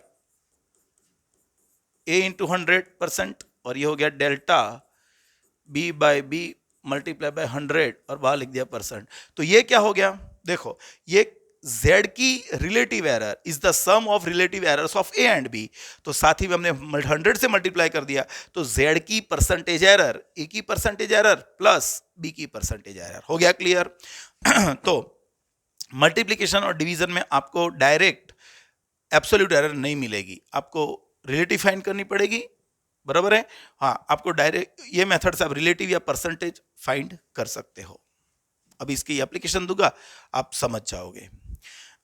एक एग्जांपल देखो, if a is equal to 50 plus और माइनस 0.5, मतलब ये आपका a हो गया और ये आपका डेल्टा a हो गया। b is equal to 10 plus और माइनस 0.2, मतलब ये आपका b हो गया, ये आपका डेल्टा b हो गया। चार चीज फाइंड करनी है, a plus B, a minus B, A B and a by b। तो सबसे पहले मैं काम करता हूं, z is equal to find करते हैं a प्लस बी। तो आपको z नहीं मिलेगा, क्या मिलेगा? z प्लस और माइनस डेल्टा z मिलेगा। तो सबसे पहले a और b का सम, वैल्यू का सम, एरर का सम। भाई एडिशन और सब्ट्रैक्शन में तो ये डायरेक्ट करेंगे। तो आपका a कौन है? 50, b कौन है? 10, दोनों की एरर ये 0.5 प्लस ये 0.2, तो ये हो गया क्या? 60 प्लस और माइनस 0.7, ये आपका डायरेक्ट मिल गया। चलो सेकंड फाइंड क्या करना था? z is equal to a minus B करना है। तो सिंपल है, आपको z मिलेगा z प्लस और माइनस डेल्टा z, वैल्यू का सब्ट्रैक्शन, लेकिन एरर का तो सम ही करेंगे। a माइनस बी, ये क्या हो गया? 50 माइनस 10 प्लस और माइनस 0.5 प्लस 0.2, तो ये हो गया 40 प्लस और माइनस 0.7। देखो क्लियर हो गया, ये तो एकदम सिंपल था। लेकिन अभी ध्यान रखना, बिल्कुल मुझको फाइंड करना है ए बी। मैं अभी फाइंड करूंगा z is equal to A B, ध्यान रहे। तो देखो आपको अभी z नहीं मिलेगा, क्या मिलेगा भाई, z प्लस और माइनस डेल्टा z मिलेगा। z यहां पर देखो डायरेक्ट लिख रहे थे, लेकिन यहां पर आपको डायरेक्ट z नहीं मिलने वाला। सबसे पहले मिलेगा z, तो z कैसे फाइंड करेंगे भाई, z क्या है, a और b का प्रोडक्ट, मतलब a की वैल्यू और b की वैल्यू का प्रोडक्ट। ये आपका हो गया 50, ये आपका हो गया 100, 10, तो ये हो गया 500, ये आपका z मिला। तो देखो z मुझको मिल गया 500 प्लस और माइनस, लेकिन अभी डेल्टा z कितना, डेल्टा z मुझको पता नहीं है। तो हम ये इक्वेशन से क्या लिख सकते हैं, जो a इंटू बी होगा z, तो हम ये इक्वेशन लिख सकते हैं, ध्यान रखना ये इक्वेशन लिख सकते हैं। तो यहां पर आपका आ जाएगा now delta z upon z is equal to delta a by A plus delta b by B. चलो delta z upon z is equal to, delta a कौन है 0.5, a कौन है 50, प्लस डेल्टा b कौन है 0.2, b कौन है 10। तो ये आपका हो गया, क्या हो गया, इस ऊपर नीचे 2 से मल्टीप्लाई करेंगे तो 0.01 हो जाएगा, ये 0.02 हो जाएगा। तो ये आपका आ गया 0.03। देखो ये आपको मिला डेल्टा z अपॉन z मिला। मान लो कि आपको सिर्फ इतना पूछा था कि if z is equal to A B, आपको सिर्फ इतना पूछा है if z is equal to A B then what is the relative error of z, तो आपको रिलेटिव एरर मिल ही गई, यही रिलेटिव एरर है। And what is the percentage error of z, तो आप इसको किससे 100 से मल्टीप्लाई कर सकते हो, तो ये आपकी परसेंटेज भी हो जाएगी 3%। लेकिन हमको तो z प्लस और minus delta z absolute find करनी है। तो अभी मुझको पता है, मुझको डेल्टा z फाइंड करना है, तो z को सामने भेज देंगे, तो ये हो गया 0.03 इंटू z, 0.03। और z क्या है आपका भाई, आपका z तो 500 है, तो ये आपका हो जाएगा 15, क्या हो गया 15, मल्टीप्लीकेशन कर लेना। तो आपकी वैल्यू हो गई क्या 500 प्लस और माइनस 15, ये मल्टीप्लीकेशन से आया, पता चला हाँ कि नहीं, हाँ। तो लास्ट में क्या है भाई, अभी z a बाई बी करना है, तो देखो क्या होगा यहाँ पे भाई, z है आपका a बाई बी, तो सबसे पहले आपको z नहीं मिलेगा, z प्लस और माइनस डेल्टा z मिलेगा, z प्लस और माइनस डेल्टा z मिलेगा। लेकिन सबसे पहले z कैसे मिलेगा भाई, z वैल्यू का डिवीजन, मतलब a की वैल्यू b की वैल्यू, वैल्यू कौन है यहाँ पे 50, यहाँ पे वैल्यू क्या है 10, तो ये आपका मिल गया 5। तो देखो z का तो जुगाड़ हो गया हमारे पास, ये 5 मिल गया, लेकिन अभी फाइंड करना है मुझको डेल्टा z। अगेन यही प्रोसीजर करनी है, तो यही है, ये इतना जो लिखा हमने, इतना जो लिखा, इतना यहां तक, वो तो सेम का सेम आएगा कि भाई delta z upon z is equal to delta a by A plus delta b by B. ये हो गया, क्या हो गया, इसको 0.5 अपॉन 50, इसको लिखेंगे तो 0.2 अपॉन 10, तो ये आपका फाइनल आ जाएगा 0.03। तो ये जो आपने मल्टीप्लिकेशन के लिए किया था वो डिवीजन के लिए यहां तक तो सेम ही आएगा, उसकी फ्रैक्शनल एरर या तो रिलेटिव एरर और परसेंटेज एरर तो सेम ही होगी। लेकिन अभी डेल्टा z फाइंड करने जाओगे तो 0.03 इंटू z होगा, और z आपका यहां पर कितना है 5, यहां पर 500 था, यहां पे 5 है, तो 0.03 इंटू 5, तो ये हो जाएगा आपका 0.15। तो आपकी वैल्यू आ गई 5, z प्लस और minus delta z is equal to 5 plus और माइनस 0.15। क्लियर हो गया। तो एक ही न्यूमेरिकल में मैंने आपको सब बता दिए, a plus B, a minus B, A B और a into B, a divided by B. Clear हो गया, पक्का बच्चों आना ही चाहिए। चलो आगे बढ़ेंगे, अभी एमसीक्यूज गिनेंगे। देखो सेम एक ऐसा क्वेश्चन है, व्हेन अ करंट, भाई एक करंट दिया है, current of this flow through a wire, it develops the potential difference of this, the resistance of wire. भाई चलो एक मैं और गिनवा लेता हूं। देखो आपको करंट दिया है, करंट क्या दिया है 2.5 प्लस और माइनस 0.5 एम्पियर, और वोल्टेज आपको दिया है 20 प्लस और माइनस 1 वोल्ट। मुझको फाइंड करना है रेजिस्टेंस। तो भाई आपको सबसे पहले पता होना चाहिए ओम्स लॉ। जब आप 11th-12th कंप्लीट, वैसे तो आपको पता होगा, आपने 10th में पढ़ लिया है, लेकिन जो पता नहीं है तो जब ये कॉम्पिटिटिव एग्जाम्स में आएगा तब आपको सारे फॉर्मूले पता होंगे। तो resistance R is equal to V by I. तो R आपको R नहीं मिलेगा, R मिलेगा आपको R प्लस और माइनस डेल्टा R, डिवीजन है। तो सबसे पहले R कैसे मिलेगा भाई, R मिलेगा V बाई आई करके। तो V बाई आई, V क्या है, ये V है, ये डेल्टा V है, ये आपका I है, ये डेल्टा I है। तो V बाई आई मतलब 20/2.5, तो ये होगा शायद 8 ओम मिल जाएगा, हो गया। तो R आपको मिल गया 8 ओम प्लस और माइनस। चलो अभी फाइंड करना है क्या मुझको, डेल्टा R। तो यहां से लिख सकते हैं भाई डिवीजन का rule, delta R upon R, क्योंकि डिवीजन है इसलिए फ्रैक्शनल एरर का सम होगा। V की फ्रैक्शनल एरर प्लस I की fractional error is equal to R की fractional error. So delta R upon R is equal to delta V by V, delta V कहां पर है, ये रहा 1/20 plus delta I upon I 0.5 upon 2.5, एक 1/2 and 0 cover कर लेंगे तो 0.05, पॉइंट निकाल दो तो 5/2 मतलब ये हो गया, क्या हो गया 0.2 शायद, हाँ 2।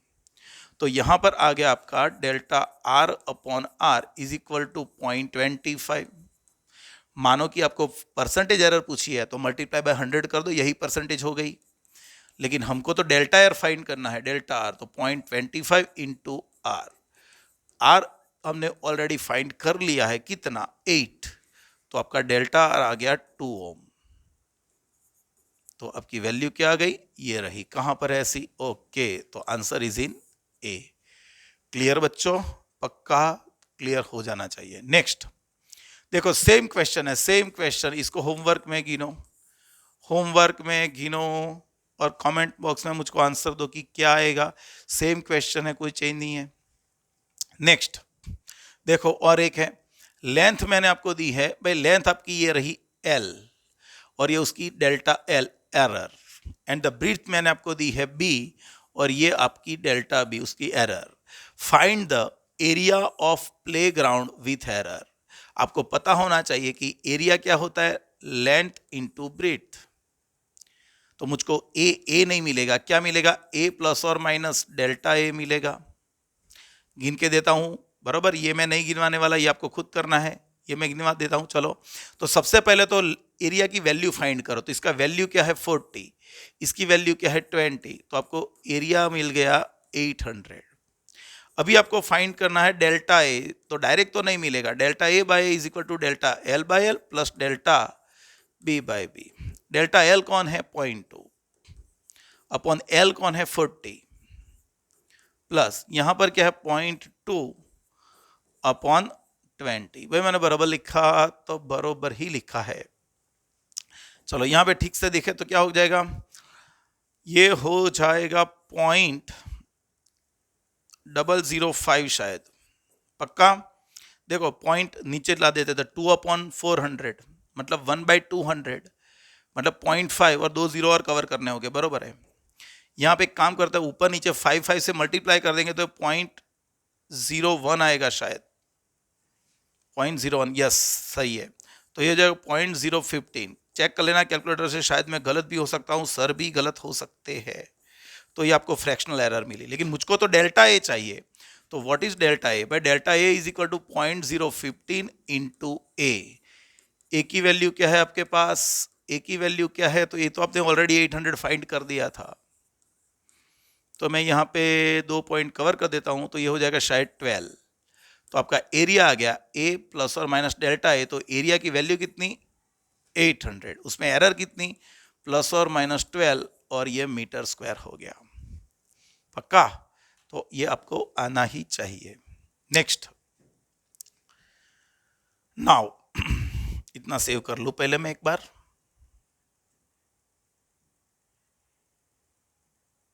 पढ़ो ध्यान से, क्या लिखा भी, error due to power quantity, power.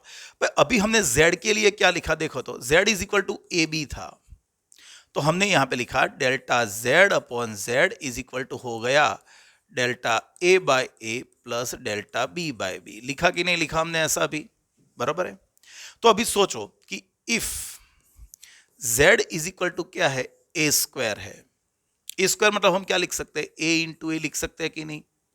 जो होगा तो according to this formula delta z upon z is equal to delta A by A plus delta A by A. तो आपका डेल्टा z अपॉन z आ गया 2 into delta A by A. Clear हो गया। Similarly चलो मान लो कि आपका z है ए क्यूब है शायद, तो ए क्यूब में क्या होगा, ए इंटू ए। तो delta z upon z is equal to, चलो यहां पे लिखेंगे तो delta A by A plus delta A by A plus delta A by A. तो यहां पे ठीक से लिखेंगे तो delta z upon z is equal to 3 into delta A by A. तो देखा आपने यहां पर z is equal to A square था, तो स्क्वायर देखो 2 जो पावर थी वो आगे आ गई, मतलब absolute error sorry relative error of z is a twice of relative error of a।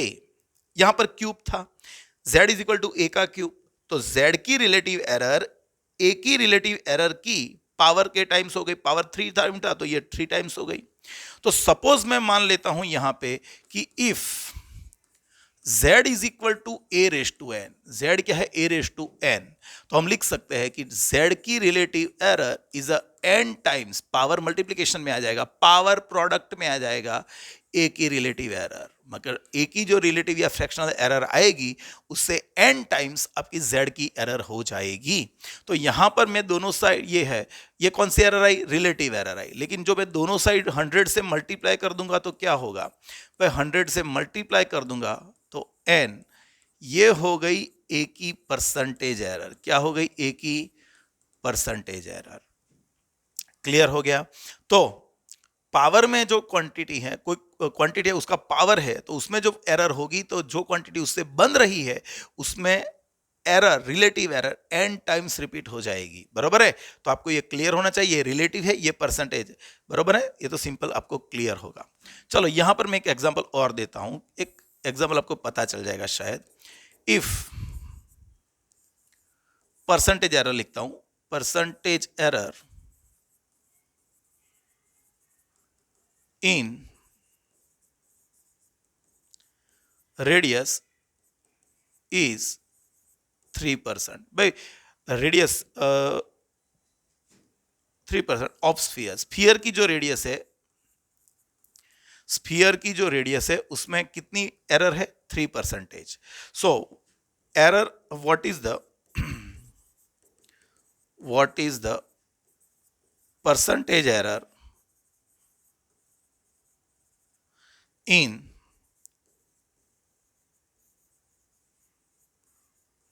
Surface area and volume. बराबर है, स्फीयर की रेडियस में कितने परसेंटेज एरर है, 3%। तो सरफेस एरिया और वॉल्यूम में कितनी एरर होगी वो हमको फाइंड करना है। तो देखो ये आपको डेल्टा आर अपॉन आर 100% दिया है, ये आपको क्या दिया है, 3%। आपको फाइंड करना है एरिया में, सरफेस एरिया। तो देखो अभी एरिया का फॉर्मूला क्या है, स्फीयर का सरफेस एरिया क्या होता है, 4 पाई आर स्क्वायर। अभी ये तो कोई न्यूमेरिकल वैल्यू है, मतलब ये तो मेजर क्वांटिटी है नहीं, मतलब उसमें तो एरर आने वाली नहीं है। तो ए का परसेंटेज, अभी मैं डायरेक्ट 100 नहीं लिखूंगा या इतना लंबा लंबा नहीं लिखूंगा, मैं डायरेक्ट ऐसा ही लिखूंगा और आगे जाके तो इसको भी छोटा कर दूंगा। ए की percentage error is equal to, यहां पर आर का स्क्वायर है, मतलब 2 की परसेंटेज एरर, ए की जो परसेंटेज एरर है आर का स्क्वायर है, तो आर की जो परसेंटेज एरर थी उसका डबल हो जाएगा, पावर में आ जाएगा, तो 2 इंटू क्या हो गया, ये 3%, तो ये हो गया आपका 6%। क्लियर हो गया। अभी बात करेंगे वॉल्यूम में, किसकी, वॉल्यूम। भाई वॉल्यूम वी क्या है, 4/3 पाई आर क्यूब। तो देखो ये तो कोई फिर से न्यूमेरिकल वैल्यू हो गई, तो delta V by V is equal to 3 into delta R upon R. तो 3 इंटू 3%, ये हो गया कितना, 9%। क्लियर हो गया। तो ये डायरेक्ट डायरेक्ट भी आप काउंट कर सकते हो कि भाई इसमें स्क्वायर था तो डबल हो जाएगा, इसमें क्यूब है तो थ्राइस हो जाएगा।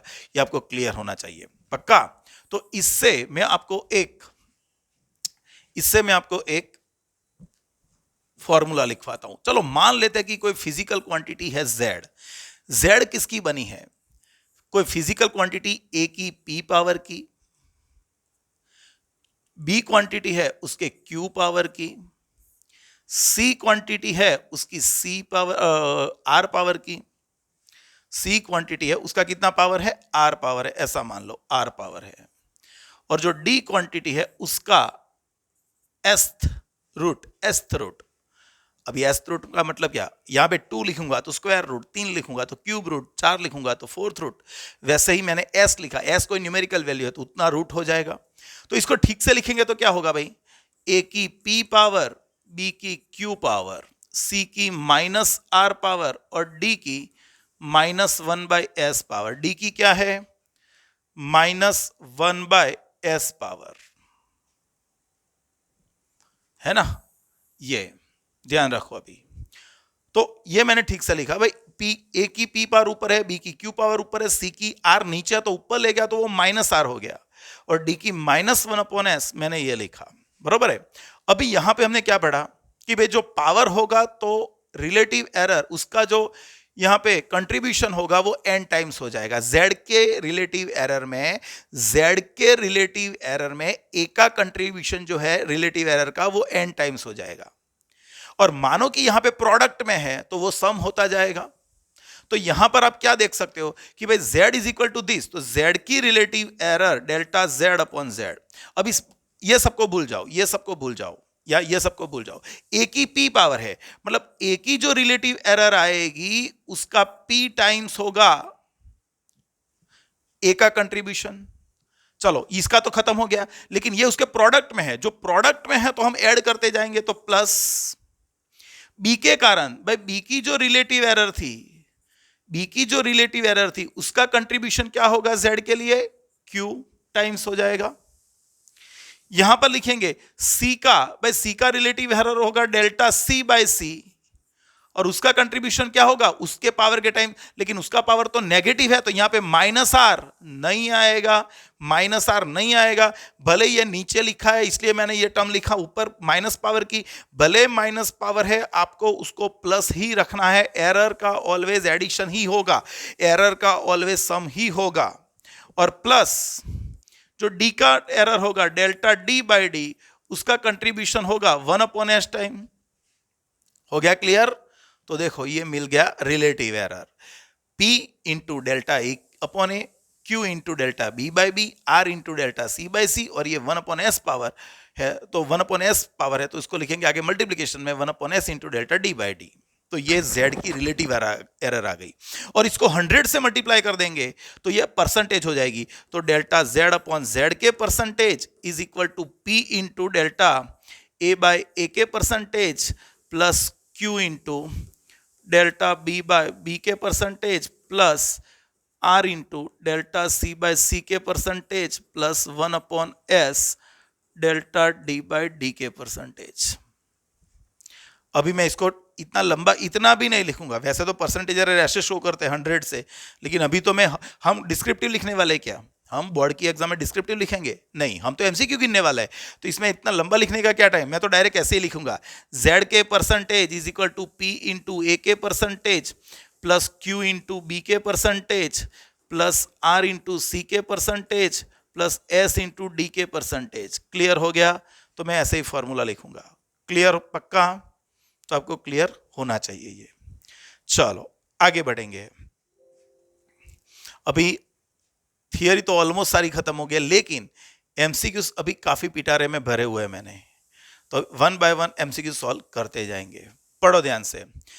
द परसेंटेज एरर इन अ मास, भाई मास में परसेंटेज एरर कितनी है? 2%। और स्पीड मतलब v ले लेते हैं तो उसमें परसेंटेज एरर क्या है? 3%। So what is the maximum error in the kinetic energy? तो सबसे पहले आपको तो फॉर्मूला आना चाहिए।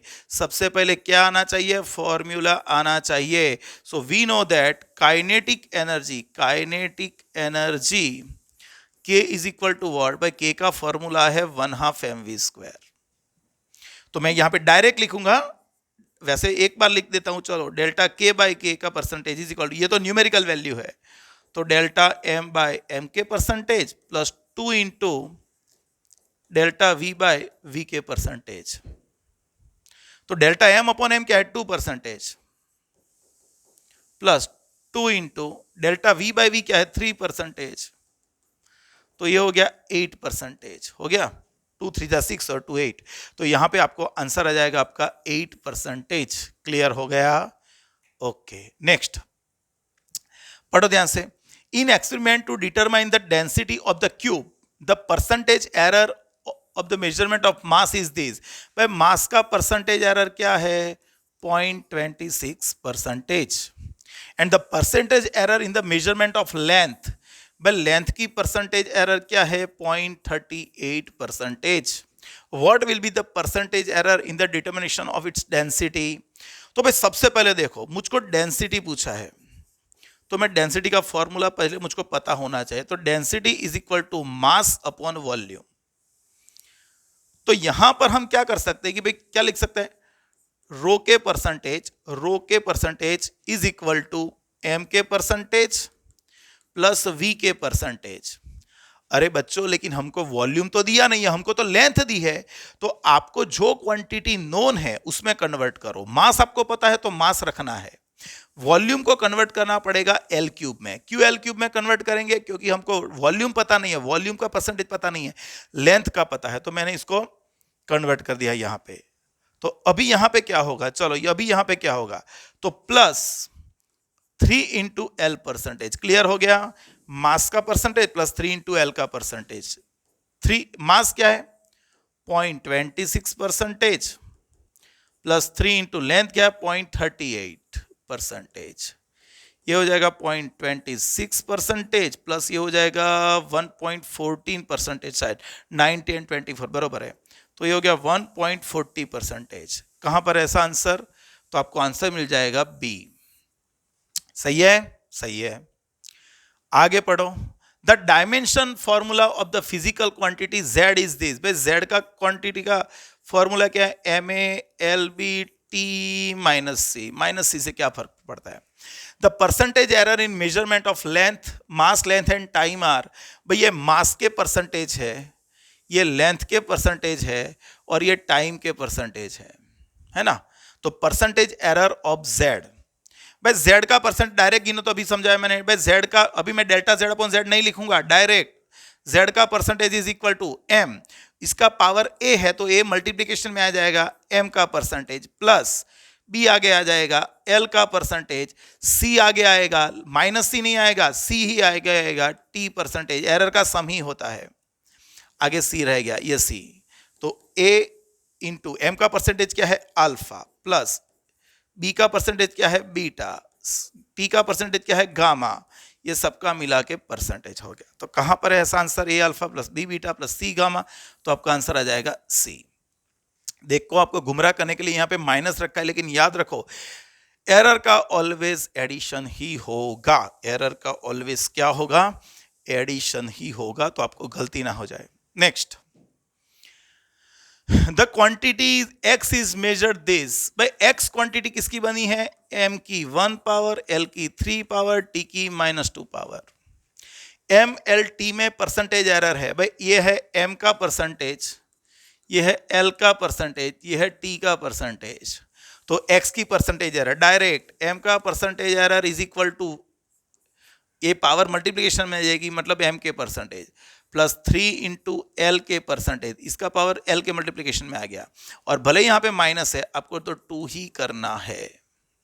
तो m का परसेंटेज एरर क्या है 2% प्लस 3 इंटू 3% प्लस 2 इंटू 4%। तो ये हो जाएगा 2 प्लस 9 प्लस 8 17 और 19%। है कोई ऐसा आंसर? हाँ, तो आंसर आ गया D 19%, right. Next, similarly, a physical quantity P is related to the observable A, B, C and D. Okay, और रिलेशन आपको दिया है P is equal to A का क्यूब, B का स्क्वायर अपॉन रूट सी और D, इसको ठीक से लिखेंगे तो ये A cube B square C की 1/2 और डी हो जाएगा। Percentage error in the measurement of A B C D, भाई ये ए का परसेंटेज, ये बी का, ये सी का और ये डी का परसेंटेज दिया है 1 3 4 2 percentage. What is the percentage error in the quantity P, भाई पी में फाइंड करना है तो चलो डायरेक्ट कोई बवाल किए बिना पी का परसेंटेज एरर 3 इंटू ए के परसेंटेज प्लस 2 इंटू बी के परसेंटेज प्लस 1/2 इंटू सी के परसेंटेज प्लस डी के परसेंटेज। सही लिखा मैंने, सही लिखा है। चलो 3 इंटू ए के परसेंटेज, ए के परसेंटेज क्या है 1, बी के परसेंटेज क्या है 3, सी के परसेंटेज क्या है 4 और डी के परसेंटेज 2 परसेंटेज। ये हो गया 3 + 6 + 2 + 2 13 परसेंटेज आंसर आना चाहिए। सो पी में कितने परसेंटेज आया 30 परसेंटेज, बराबर है, क्लियर। नेक्स्ट चलो ये होमवर्क में गिनो, लास्ट में इसका आंसर दूंगा मैं, वीडियो पॉज करो, लास्ट में इसका आंसर दूंगा पहले, बराबर है। पहले इसको गिनो और कमेंट बॉक्स में मुझको सजेस्ट करो क्या है आंसर। चलो नेक्स्ट, ये भी सेम, ये भी अभी के अभी होमवर्क में गिनो, आगे मैं इसका आंसर देता हूं, बराबर है। नेक्स्ट, द मैक्सिमम एरर, अभी ये भी सेम है, ग्रेविटी एंड एक्सेलरेशन। चलो ये मैं गिनवाता हूं, ध्यान रखना। The maximum percentage error in the measure of length of pendulum, simple pendulum is 2%। भाई आपने सिंपल पेंडुलम की लेंथ मेजर की तो परसेंटेज एरर मिला 2%। In the end the maximum percentage error in the measurement of acceleration is, भाई जी को आपने major किया तो आपको 4% मिला। Then what will be the maximum percentage error occurring in periodic time, भाई मुझको पीरियोडिक टाइम में फाइंड करना है। देखो आपने एक सिंपल पेंडुलम का लेंथ मेजर किया तो 2% एरर आई, जी फाइंड किया तो 4% आई, अभी मुझको टाइम पीरियड फाइंड करना है, टाइम पीरियड में परसेंटेज है। तो सबसे पहले तो मुझको फॉर्मूला पता होना चाहिए, t = 2 pi under root L/G हमने डिराइव किया है, ये होगा 2 पाई, यहां होगी L की 1/2 अपॉन G की भी 1/2, भाई मतलब स्क्वायर रूट मतलब 1/2 पावर। तो यहां पर क्या होगा, चलो लिखता हूं, टी के परसेंटेज इज इक्वल टू, यहां पे भाई 2 तो न्यूमेरिकल वैल्यू है मतलब उसमें तो एरर होगी नहीं, 1/2 एल के परसेंटेज प्लस यहां पे लिखेगा तो 1/2 जी के परसेंटेज, 1/2 एल के कितने परसेंटेज है, एल के 2% है ना, और जी के कितने हैं 4%। तो ये हो गया 1 + 2 मतलब टाइम पीरियड में 3% आ गया। What is the percentage error in the time period, it is 3%, right. अभी दूसरा देखो, भाई ये सेम क्वेश्चन है, सेम क्वेश्चन है, सर ने क्यों रखा है यहां पे, the maximum percentage error of the length is 4%। भाई लेंथ में कितने percent, 4%। Maximum percentage error in the measurement of periodic time, भाई टाइम पीरियड में percentage error 3%। What will be the maximum percentage error in calculating G के, भाई जी के percentage आपको गिनने हैं। तो चलो ये फॉर्मूले में चले जाएं, ये फॉर्मूले में चले जाते हैं यहां पर, भाई यहां पे चले जाएंगे तो देखो हमको टी का पता है, एल का पता है और जी का फाइंड करना है। तो देखो मैं पहले क्या गिनता हूं वो देखो, मैं गलत समझाता हूं, पहले आपको गलत समझाता हूं, ध्यान रखना। T = 2 pi under root L/G, अभी मैंने बताया 2 पाई L की 1/2 G की 1/2। तो मैं यहां पे लिख सकता हूं T का percentage is equal to 1/2 L का परसेंटेज 1/2 G का परसेंटेज, T का ये क्या होगा 3% इज इक्वल टू 1/2 L का परसेंटेज, L का आपको 4 दिया है, L का आपको 4 दिया है,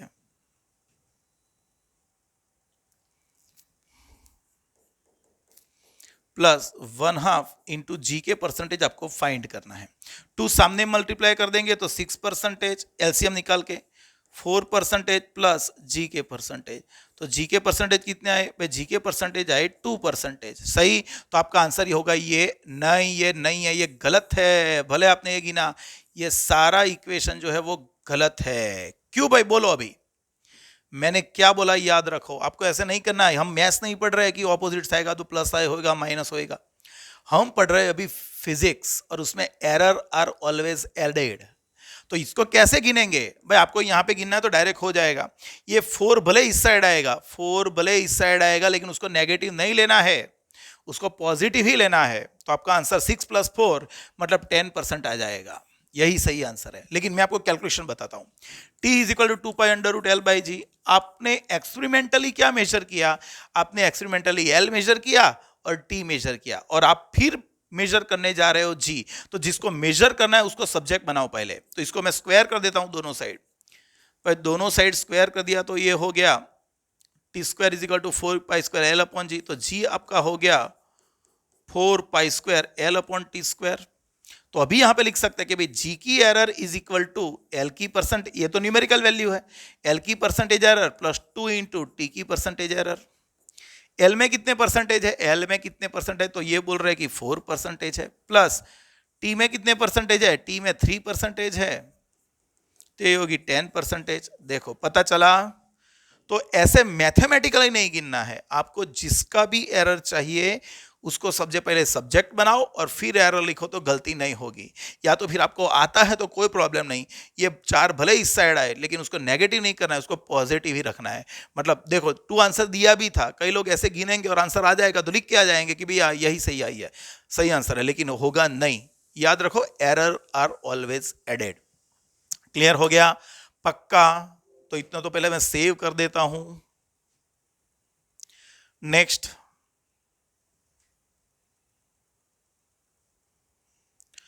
देखो अभी क्या दिया है भाई, अभी आपको डायरेक्ट परसेंटेज एरर नहीं दिया है, वैल्यू में दी है। तो सिंपल है, देखो आपको मास दिया तो ये आपका m हो गया, ये आपका डेल्टा m हो गया, ये आपका वॉल्यूम v हो गया, तो ये आपका डेल्टा v हो गया। आपको डेंसिटी फाइंड करना है, परसेंटेज एरर इन डेंसिटी। तो सबसे पहले डायरेक्ट परसेंटेज तो नहीं मिलेगी, डायरेक्ट, हाँ अभी आगे के जो न्यूमेरिकल गिने उसमें डायरेक्ट परसेंटेज थी तो मिल जाती थी, लेकिन यहां पर तो आपको वैल्यू दी है। तो हम यहां पे लिखेंगे rho is equal to mass upon volume. तो यहां पर सबसे पहले रिलेटिव फाइंड करेंगे कि भाई डेल्टा रो अपॉन रो क्या होता है? Delta m upon m plus delta v/v। बरोबर, हमारे पास m है, v है, तो चलो डेल्टा m क्या होगा भाई? डेल्टा m 0.12 अपॉन m कौन है 3, प्लस डेल्टा v कौन है 1, डेल्टा v कौन है 1 और v क्या है 10। ये हो जाएगा 0.04 प्लस ये हो गया 0.1, तो ये हो गया आपका 0.14। मतलब आप परसेंटेज एरर देखने जाएंगे तो मल्टीप्लाई बाय कितना करना पड़ेगा? 100% करना पड़ेगा आपको, और इसको 100% कर दोगे तो आंसर आ जाएगा 14%। राइट? ये तो आना ही चाहिए आप सबको, इसमें कोई दिक्कत वाली बात है नहीं। नेक्स्ट, अ वायर हैज मास। देखो ये मास दिया है आपको भाई, मास क्या दिया है? 0.3 प्लस और माइनस 0.003 ग्राम। फिर रेडियस आपको दी है भाई, रेडियस क्या दी है? 0.5 प्लस और माइनस 0.005 mm। और लेंथ क्या दी है? 6 प्लस और minus 0.06 centimetre. The maximum percentage error in the measurement of density. चलो भाई, सबसे पहले तो डेंसिटी का फॉर्मूला लिखेंगे, मास अपॉन वॉल्यूम। अभी यहां पर देखो वॉल्यूम आपको डायरेक्ट नहीं दिया है, तो वॉल्यूम का फॉर्मूला याद होना चाहिए। मास अपॉन वॉल्यूम क्या होगा? πr²L। तो चलो ठीक से लिखे इसको, delta rho by rho is equal to delta m by m। Pi तो न्यूमेरिकल वैल्यू है, ये हो जाएगा 2 into delta r upon r, plus l क्या हो जाएगा? Delta l by l। चलो सारी वैल्यू सब्स्टिट्यूट करते हैं। यहाँ पे डेल्टा m क्या रहा? ये रहा 0.003 अपॉन 0.3 प्लस 2 इंटू रेडियस क्या है? ये रही 0.005 अपॉन 0.5 प्लस लेंथ आपको दी है 0.06 अपॉन 6। ये एक पॉइंट कवर कर लेंगे तो ये 0.01 होगा, 2 इंटू ये भी 0.01 होगा, और ये तो है ही 0.01। तो मल्टीप्लीकेशन अंदर करोगे तो 0.02 और 2 मतलब 0.04 हो जाएगा। तो डेल्टा रो अपॉन रो के परसेंटेज फाइंड करना है आपको, तो ये आपका हो गया 4%। कहां पर ऐसा आंसर? तो आपका आंसर आ गया डी। सही है, आना चाहिए। नेक्स्ट, देखो अभी यहां पे आपको एरर देने के अनेक तरीके हैं, बहुत सारे तरीके, उसमें से एक एरर ऐसे भी देखो, यहां पर आपने जो देखा, यहां पर यहां पर आपने जो देखा था उसमें देखो, अरे सॉरी, यहां पर आपको डायरेक्ट एरर दे देते थे, डायरेक्ट एरर दे देते थे कि भाई इतनी एरर है, इतनी एरर है, इतनी एरर है। लेकिन अभी आपको देखो वैल्यू क्या दी है, a length of cylinder is measured 5 centimetre. भाई लेंथ क्या है सिलेंडर की, 5 सेंटीमीटर। लेकिन मेजरमेंट तो क्या हुआ, with a metre scale having a least count 0.1। समझो एक चीज, अभी आपको इंस्ट्रूमेंट का नाम दे दिया है और उसका लिस्ट काउंट दिया है, तो जब भी आप कुछ कोई इंस्ट्रूमेंट से कुछ मेजर करने जाओगे तो हो सकता है कि आपको यहां पर देखो, ये इसमें सारा क्या था भाई, इसमें एरर दे दी थी, यहां पे एरर नहीं दी है। लेकिन आपको पता होना चाहिए कि आप जो भी इंस्ट्रूमेंट यूज कर रहे हो उसकी लिस्ट एरर, जो लिस्ट काउंट जो होगा, आप उतनी मैक्सिमम एरर इंट्रोड्यूस हो सकती है आपके रीडिंग में। एक एग्जांपल देके चलते हैं कि भाई मान लो कि ये मीटर स्केल है, मीटर स्केल में ये वैल्यू है 5.5 और ये वैल्यू है 5.6 और आपकी लेंथ यहां पे आके रुकी, तो आप मेजरमेंट क्या लोगे भाई, मेजरमेंट लोगे 5.5 या तो 5.6। कोई इसको 5.5 बोलेगा, कोई बोलेगा 5.6, ऐसा तो होगा नहीं कोई बोलेगा इसको 5.8 सेंटीमीटर है ये, ऐसा तो बोले होगा तो फिर उसको लोग पागल गिनेंगे। दिख रहा है, सीधे से दिख रहा है कि 5.5 और 5.6 है, तो आप ये मीटर स्केल से मैक्सिमम एरर करोगे तो क्या होगी, ये और ये दोनों का बीच का डिस्टेंस, मतलब उसका लिस्ट काउंट 0.1 सेंटीमीटर। तो याद रखो, ऐसे केस में जब आपको इंस्ट्रूमेंट का नाम दे दिया है तो इंस्ट्रूमेंट की जो लिस्ट काउंट होगा, इंस्ट्रूमेंट का जो लिस्ट काउंट होगा, उतनी आपकी मैक्सिमम पॉसिबल एरर होगी। तो यहां पर आपने सिलेंडर जो है उसकी लेंथ मेजर की 5 centimetre, but with metre scale who has least count of 0.1, तो मैक्सिमम एरर क्या होगी, 0.1 प्लस 5 सेंटीमीटर प्लस और माइनस 0.1 सेंटीमीटर।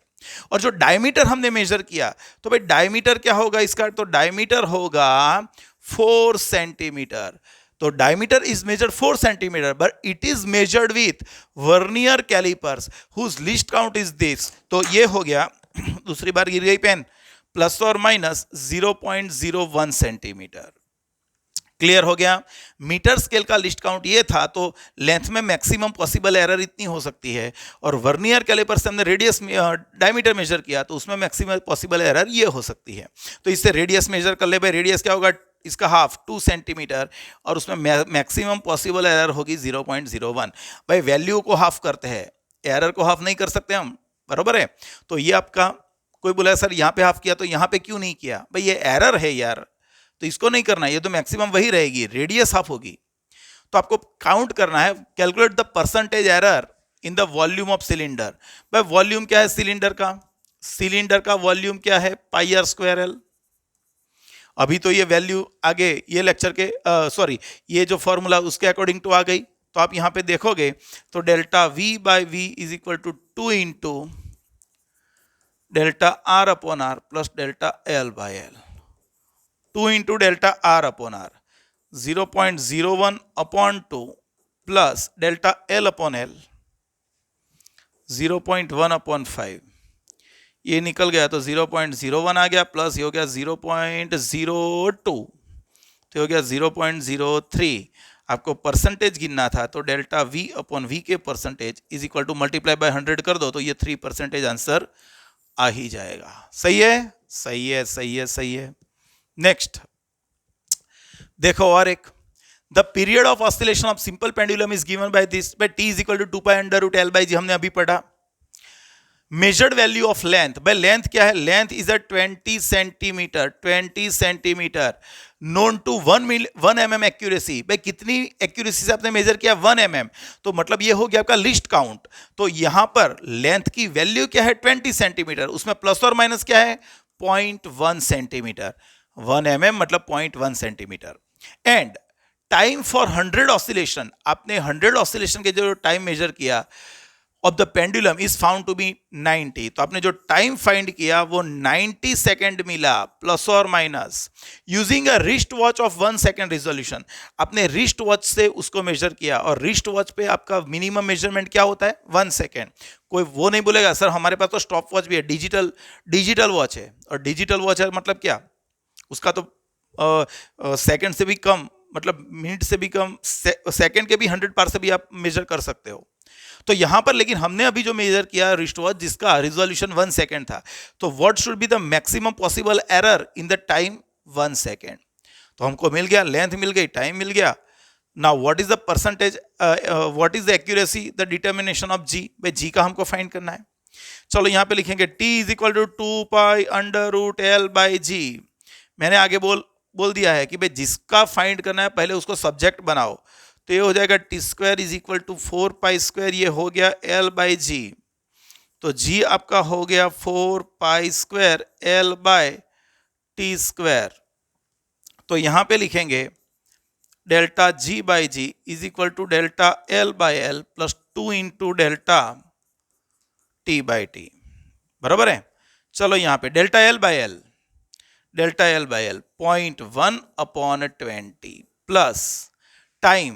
भाई देखो वैसे तो मैंने ये टाइम पीरियड लिखा है, तो टाइम पीरियड यहां पे नहीं आएगा क्योंकि हमने टाइम पीरियड मेजर नहीं किया, हमने मेजर किया था टाइम। समझ रहे हो आप? टाइम पीरियड मेजर किया हम कब बोल सकते हैं? जब हमने एक ऑब्जर्वेशन, एक ऑसिलेशन के लिए रीडिंग लिया है, जो हमने एक ऑसिलेशन का टाइम मेजर किया है तो उसको बोलेंगे टाइम पीरियड। लेकिन हमने यहां पे क्या लिया है? We have measured the time for 100 oscillation, not for 1 oscillation. 100 oscillation के लिए हमने टाइम मेजर किया है, मतलब measured quantity is not time period, it is a time. तो यहां पर क्या लिख सकते हैं हम? तो भाई इसको मैं टाइम में कन्वर्ट करूंगा, यहां पे इसको मैं टाइम में कन्वर्ट करूंगा। इसका एक बैकअप न्यूमेरिकल मैंने रखा है, इसको आप देख लेना तो आपको पता चलेगा, अभी मैं समझाता हूं। तो टाइम पीरियड फाइंड करने के लिए मैं क्या करूंगा? टोटल टाइम फाइंड करूंगा एन ऑसिलेशन के लिए, और फिर टोटल टाइम को ऑसिलेशन से डिवाइड कर दूंगा तो मुझको ये मिलेगा। तो भले मैंने यहां पे ये लिखा है ये डेल्टा टी, लेकिन ये गलत है, ये गलत है। मुझको टाइम लिखना पड़ेगा वहां पे, क्योंकि मेजर्ड क्वांटिटी टाइम पीरियड नहीं है, टाइम है।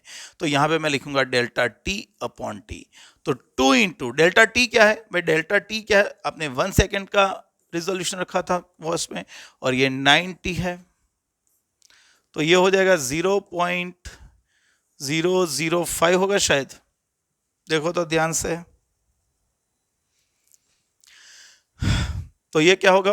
ऊपर नीचे 5 से मल्टीप्लाई करूंगा तो 0.5, और ओके बरोबर है, प्लस ये हो जाएगा 0.02222 आएगा शायद मेरे हिसाब से ऐसा आ सकता है, 2222222, तो ये हो जाएगा 0.027,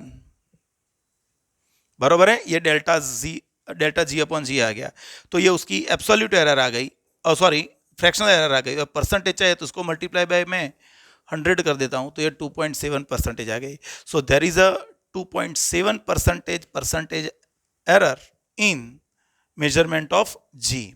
क्लियर हो गया? तो ध्यान रखो इसको। चलो अभी आगे बढ़ेंगे।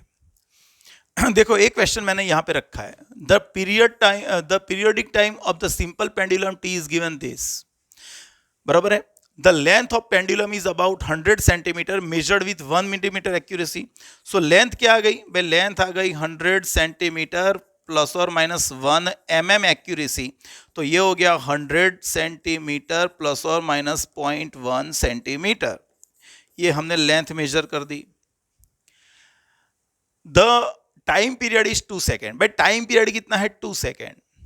When 100 oscillations are measured by stopwatch having a least count of 0.1 second, calculate the percentage error in G। तो भाई आपने जो टाइम मेजर किया वो क्या आया होगा?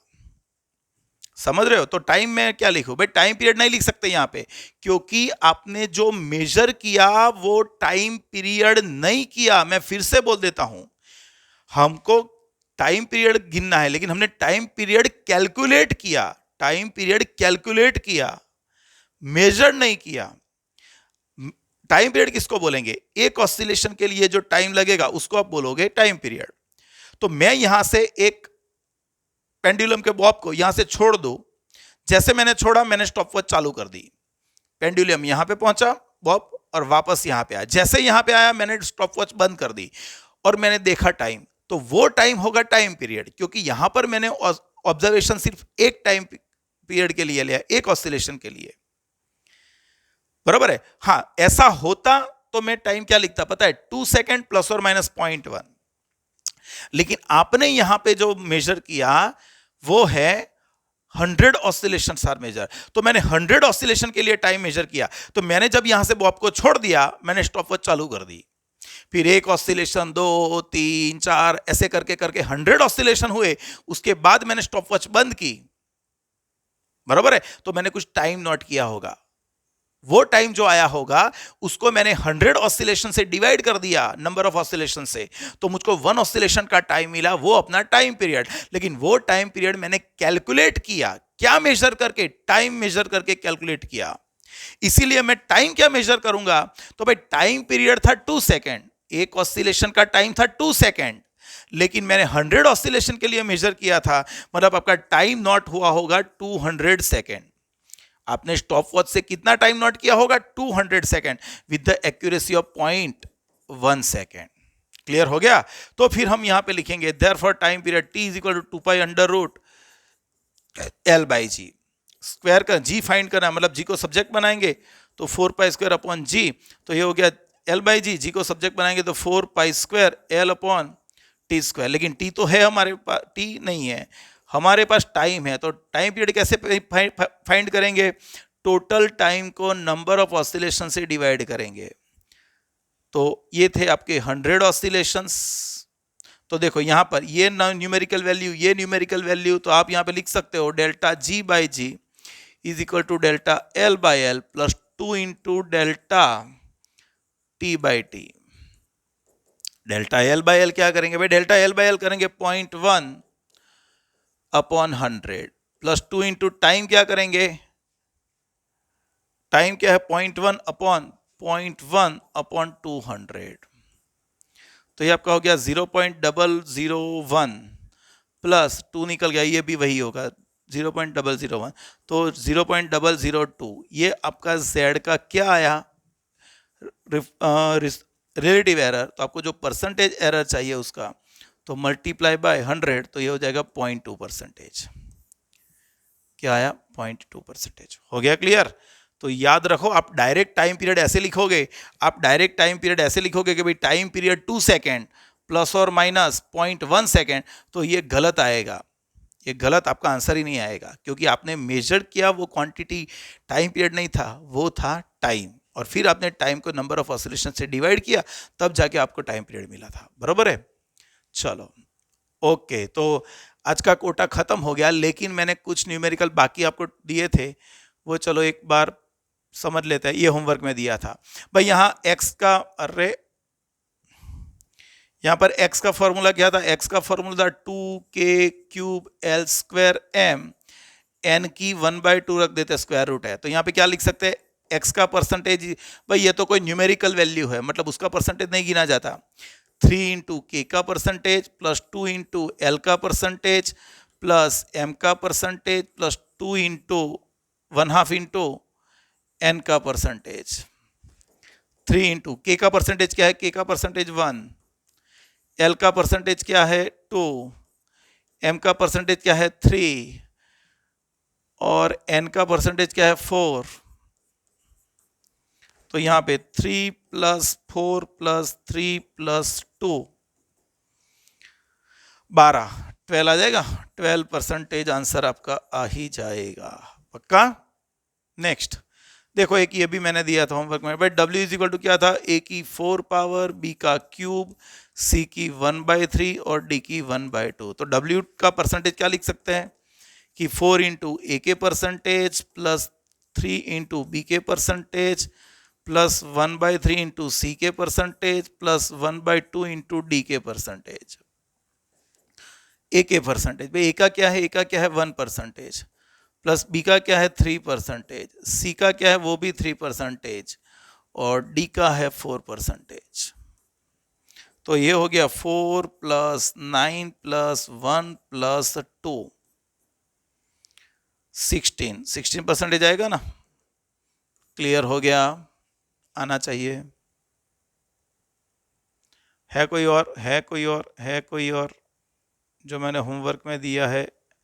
अरे ये था, इसमें तो क्या है, करंट भाई आर इज इक्वल टू हम क्या लिखेंगे, वी बाई आई। तो देखो ये आपका आई है, ये आपका डेल्टा आई है, ये आपका वी है, ये आपका डेल्टा वी है ना।